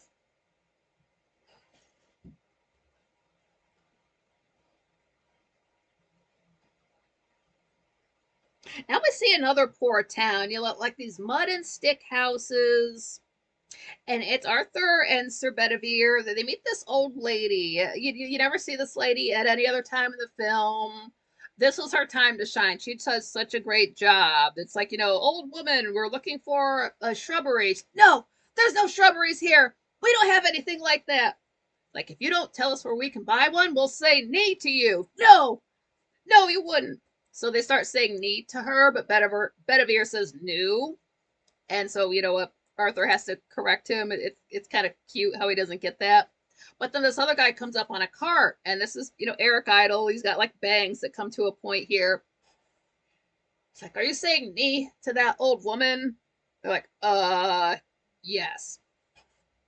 Oh, what sad times are these when ruffians can say nee to old women at will, and talking about the economic struggles he's going through as a shrubber. And they're like, wait, you're a shrubber? He's like, yes, I'm Roger the Shrubber. I make, design, and sell shrubberies. And Bedivere says, nee! And Arthur's like, no. So they get their shrubbery, and they take it to the Knights that say nee. But they've changed their names now to something much longer. And now they want a second shrubbery. But they want it kind of like down to the side, so there's a little path going down the middle. And Arthur's like, no, I'm not doing that. It can't be done. And they start freaking out, like, ah! Like, what? Like, don't say that word. Like, what word? Like, we can't tell. That's just a word we can't say. It's like, well, how can we not say the word if you don't tell us what it is? And they freak out again. They can't hear a certain word. But as they're freaking out, Sir Robin comes up, and there's his minstrel singing about how cowardly he is. It's like, oh, hey, Arthur and Bedivere. Hey, what's up? What's going on? And oh, Robin saying how he was looking for the Grail. He's like, I was looking for it. I couldn't find it. It has to be somewhere. And like the Knights of Knee are just freaking out the entire time and just can't hear that word. But they think that's weird, so they just leave them there to freak out. And now we come back to the cops, and they're with the historian's body, and there's another guy there. I think he must be a detective. B-chap, glad you made it. I assume he's a detective. I don't know what authority figures look like in the UK 50 years ago. Arden, there's someone who chats on YouTube named Roger the Shrubber. I think I've seen him in Michael Knowles' chat. Wow. That is so cool. Patrick should try Ripping Yams by Michael Palin and Terry Jones. Quite quirky. Think you might be able to get it on YouTube. That sounds kind of familiar.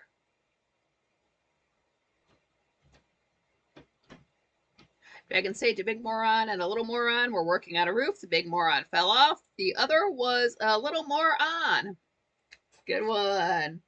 That works in text. Like, you can say, it's funnier to read than it is to say.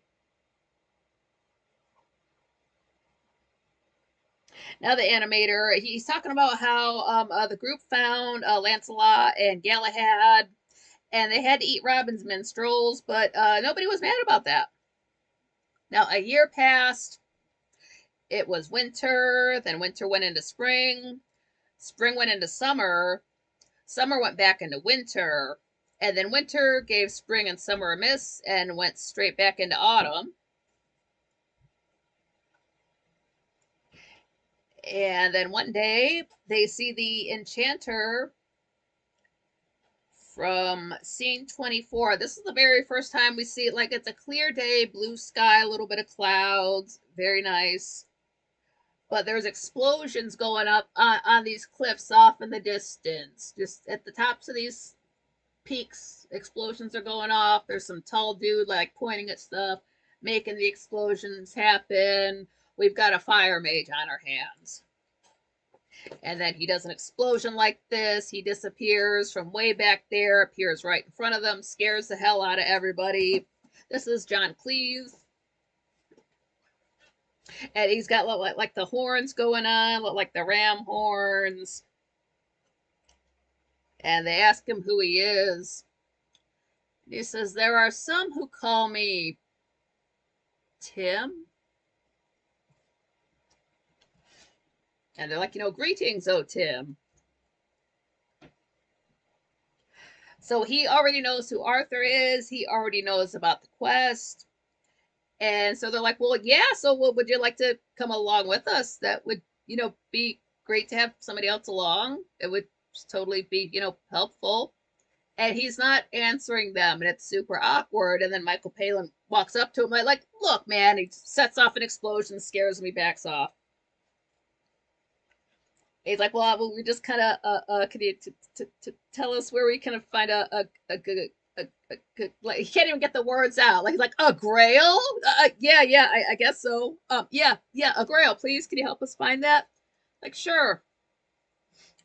I'll show you where you can find it, but.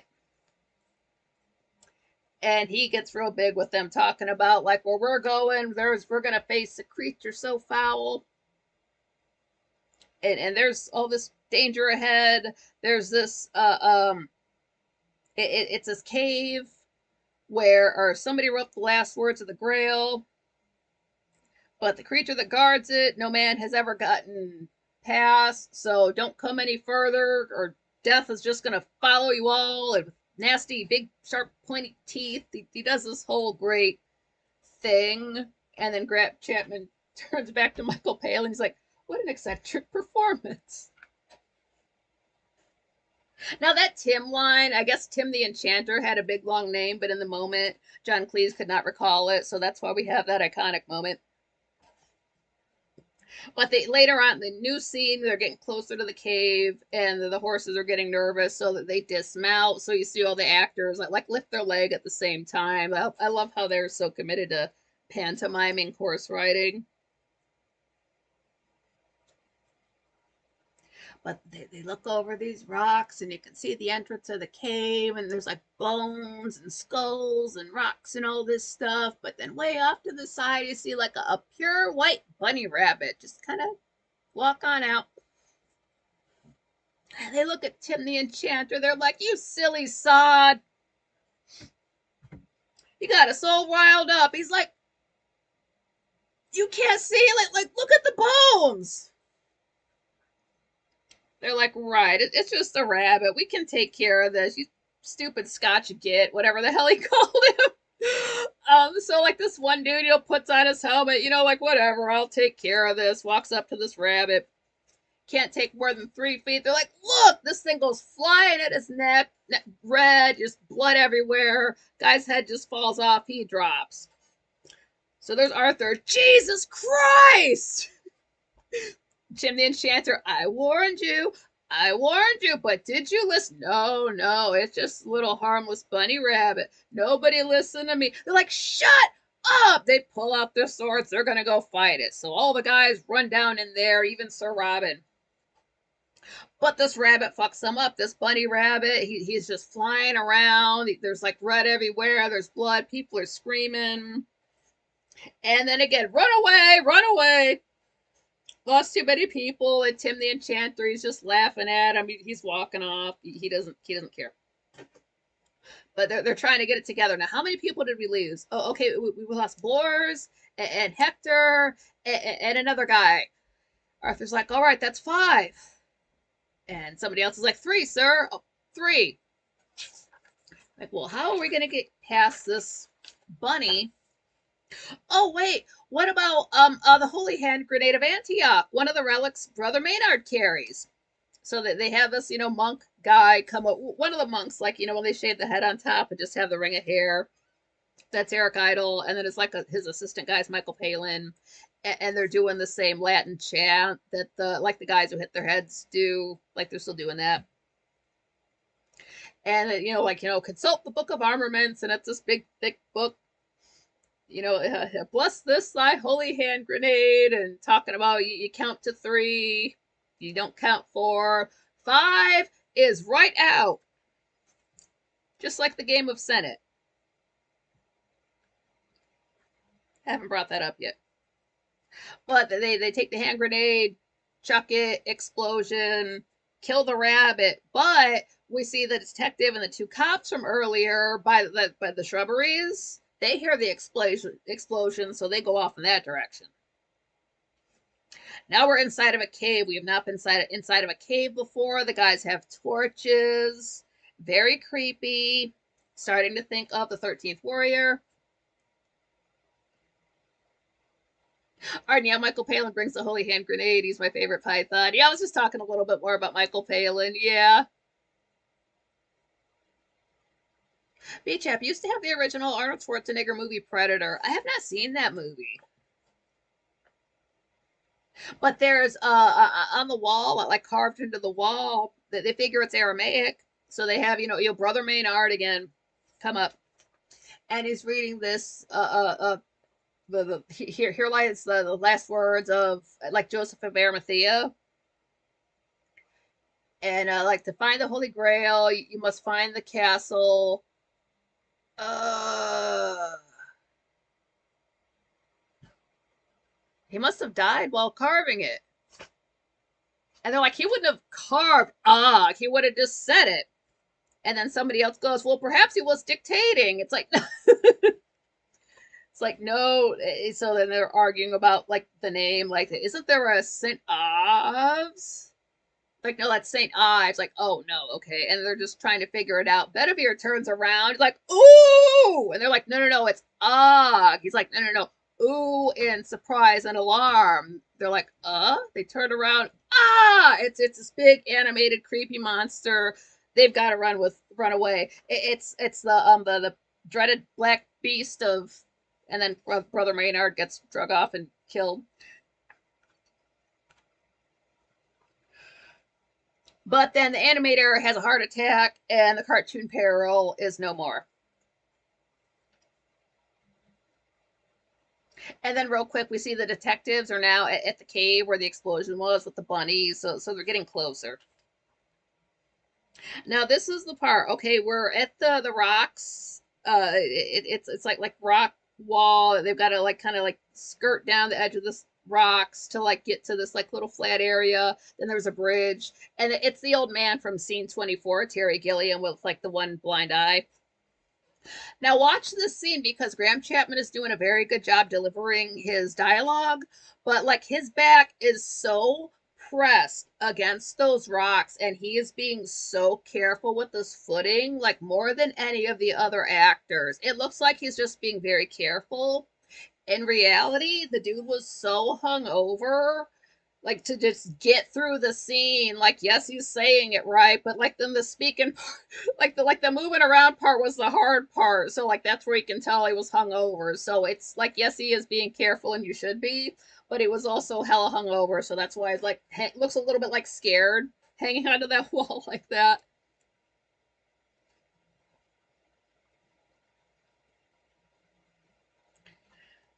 But as they're going down, Arthur's saying, no, he's going to ask us 3 questions and we have to answer them right and then we can pass. And if you don't, you get thrown into the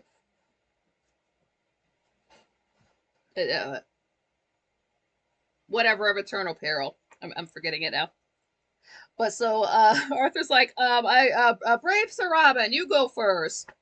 And Robin's like, I've got a great idea. Why doesn't Lancelot go first? And Lancelot's like, sure, my liege, I'll go first. And so he just, he goes on ahead. So the old man stops him. Yeah, gorge of eternal peril. He's like, what's your name? He's like, Sir Lancelot of Camelot. Now, what's your quest? To seek the Holy Grail. What is your favorite color? He says, blue. Old man says, okay, off you go. Cool. Lancelot just, walks on. So Robin's like, that's easy. Walks up to the old man, like, stops him. What's your name? He's like, Sir Robin of Camelot. What's your quest? I seek the Holy Grail. What's the capital of Assyria? Wait, I don't know that. Dude gets flung up in the air. He's just gone. I don't know that either. I didn't look it up. So he's just fucked up. So Sir Galahad goes, what's your name? Sir Galahad, what's your quest? I seek the Grail. What's your favorite color? Blue. No! And boom, he gets flung off. He's gone. So Arthur walks up to him, King Arthur, King of the Britons, seek the Holy Grail. And the question is, what is the airspeed velocity of an unladen swallow? Arthur says, what do you mean? African or European swallow? And the old man's like, well, I don't know that. Well, gets flung off into the air. He's just gone.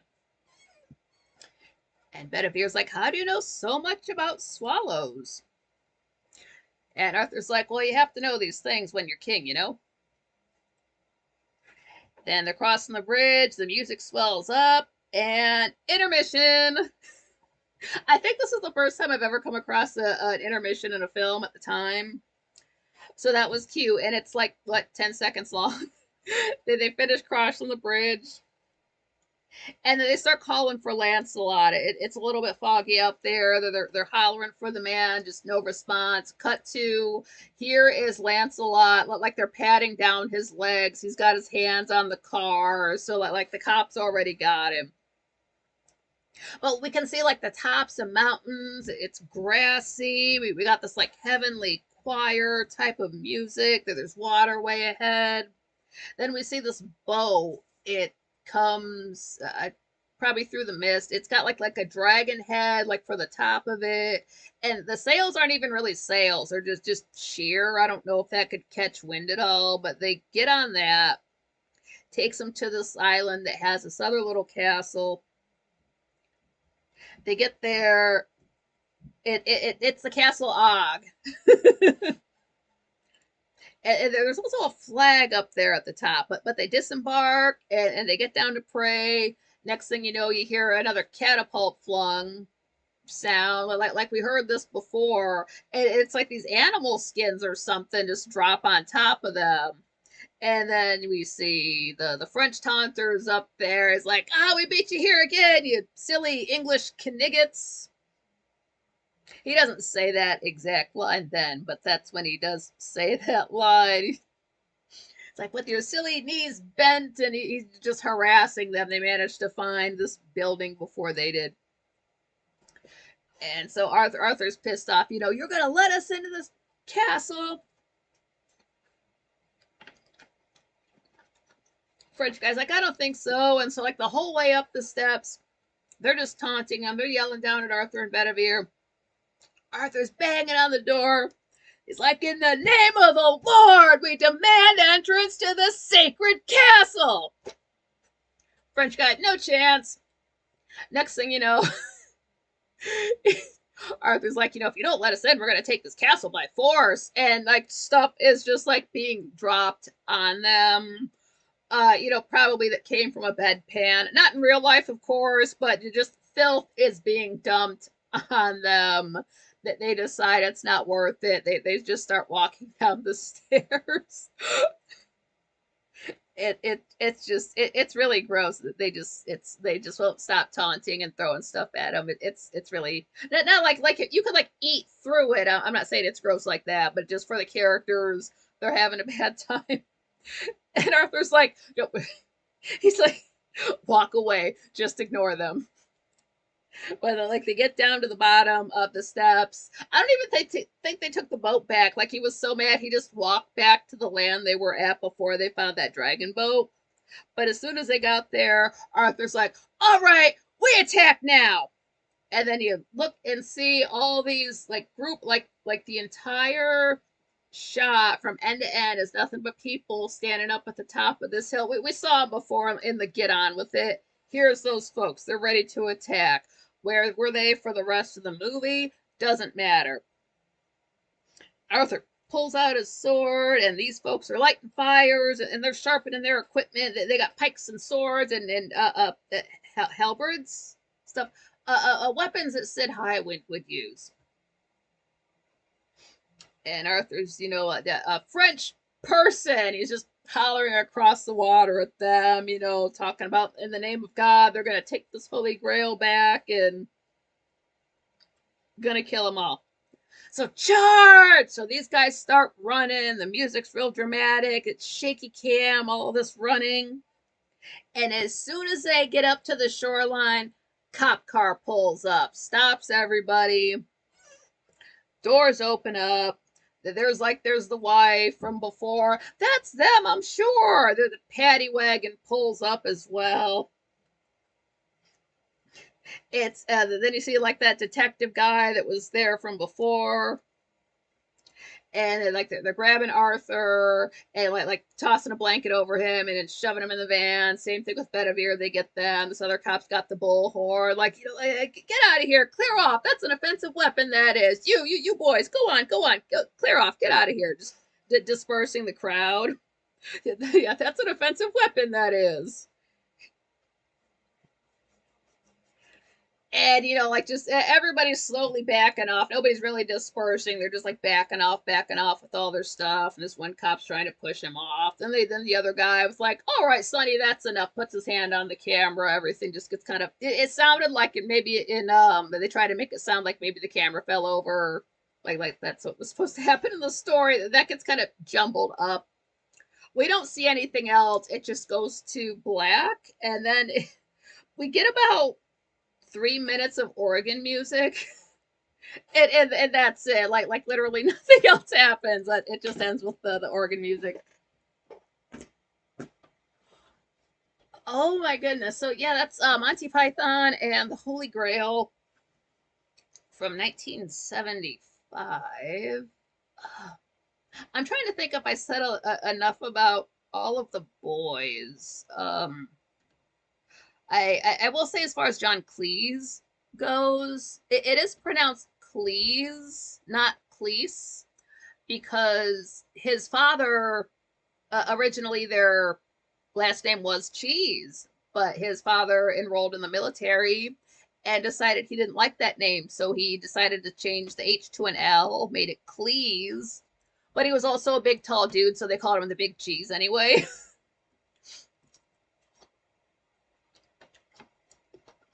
And then he's a Scorpio, and Scorpios are good for getting bored and just like walking away from stuff. That's why he was not in the last season of Monty Python, because he got bored and wanted to do something else. So he just said, fuck it, I'll do something else. So that's how that goes.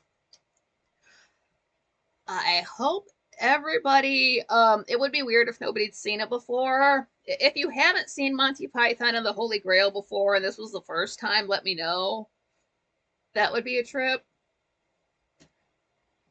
But yeah, if you like this, they've got other movies, they've got the whole TV show, they've got live shows that they did, they've got comedy CDs, and that's just Monty Python. They've got other stuff that they've done independently as well, been in movies, all that stuff.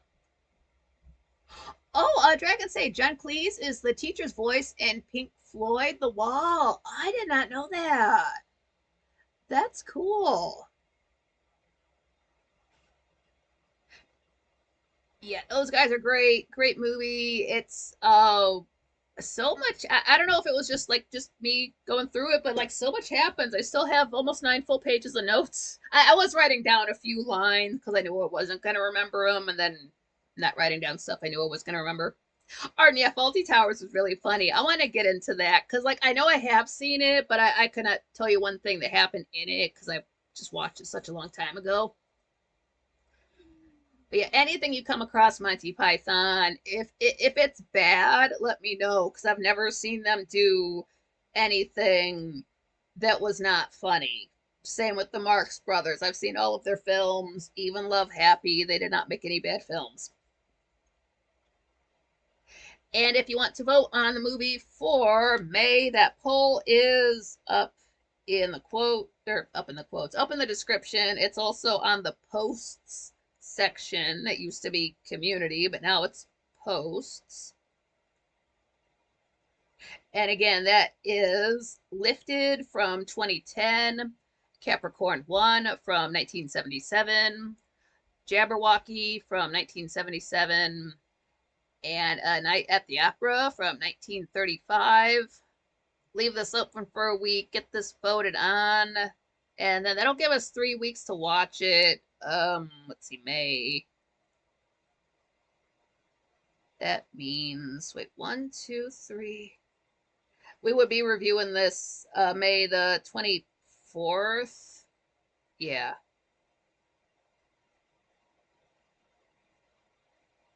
It says, I'm looking ahead for June stuff too, confusing myself. But yeah, that's for next week coming up. Get that voted on. I'll put on out some tweets for some reminders.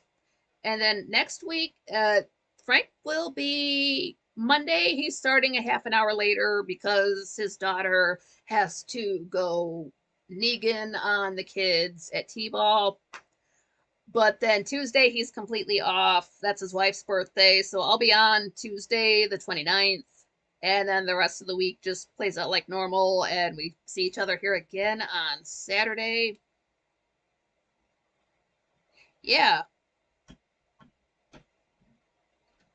Pardon me. Just checking my own description because I know I'm going to forget something. Oh, yeah. Don't forget to smash the like button on your way out. And don't forget your pants because you are going to need them for the rest of the week, quite frankly.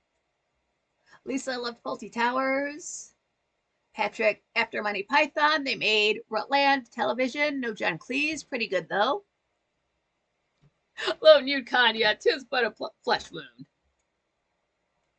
John Rogers, I was surprised Frank went live today. I was too. It's like when, what time? But it was like hella earlier. There was a link to the balcony playlist if you want to add songs to that. Just keep it at 5. That's just for us fans of the show to, fans of, this channel to share songs with each other that we like. Let's see, I'm not wearing that. I do have super chats opened up. That's just Venmo or buy me a coffee. That way 30% does not go to Google. Your money stays in the United States and it does not go to hookers and blow. You get to support the channel and have your comment read live on the air. Beat Chap, yeah, catch you on the flip side. I hope you guys like this movie. I hope you've seen it before. If you can find any extras on it, check them out. You'll be interested in all of the behind the scenes stuff. Plus, it had two directors, so they had a lot of fun, with those arguments and learned not to do that for future films. So that's why you see that. Oh, Lacey, yeah, thanks for the breakdown, Nikki. Good to see you all. Cheers, gang, and gang leader. Oh, thank you. Patrick, great night, Nikki, and good night, chat. Yeah, good night to you guys. Arden says thanks. Yeah, thank you. Thank you guys for being Franklies, for supporting the show, for supporting Quite Frankly as well, because that's why we're here. So get some good sleep, get a good meal. Dragon Sage, how do we donate to the Hookers and Blow Fund? You can just do, you can still do Venmo, but just put like your message in there, just like, just say that it is for Hookers and Blow, so I can put that in a separate account. Oh no, we can't pay our property taxes because we got all these hookers and all this white powder. And no, don't do that. Keep it honest.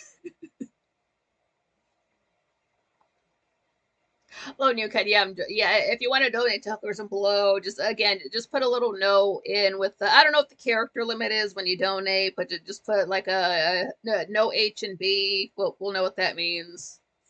This is the sober fund versus the party fund. So yeah, check out anything Monty Python. If you like to laugh, even if you're in no mood to laugh, they will still crack you up. And check out Tubi, check out Pluto TV, or any free movies on YouTube because we can. I mean, I'm always taking suggestions for movies for the following months. Want to go to Keto Brains? It's coffee creamer, but it's got like extras in it.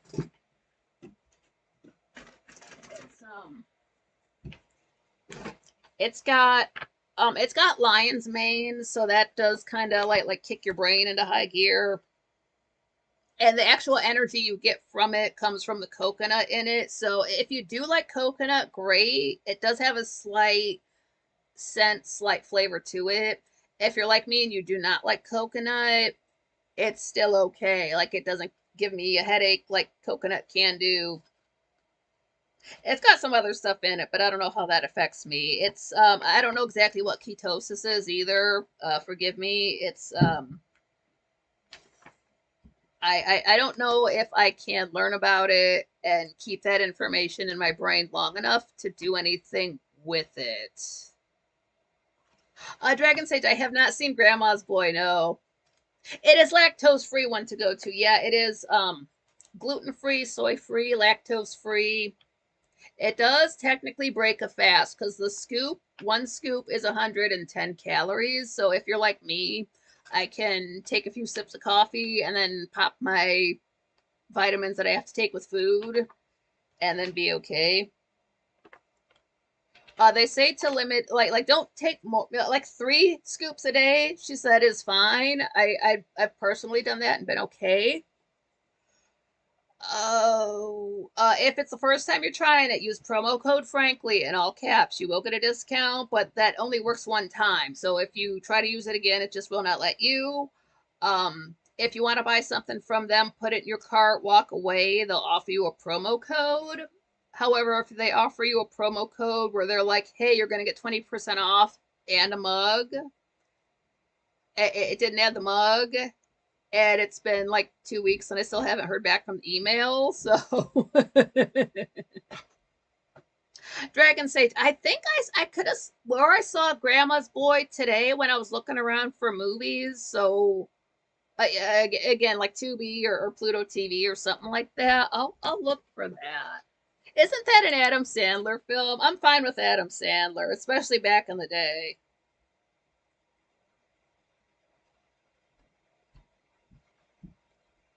like the Water Boy and Happy Gilmore and all those.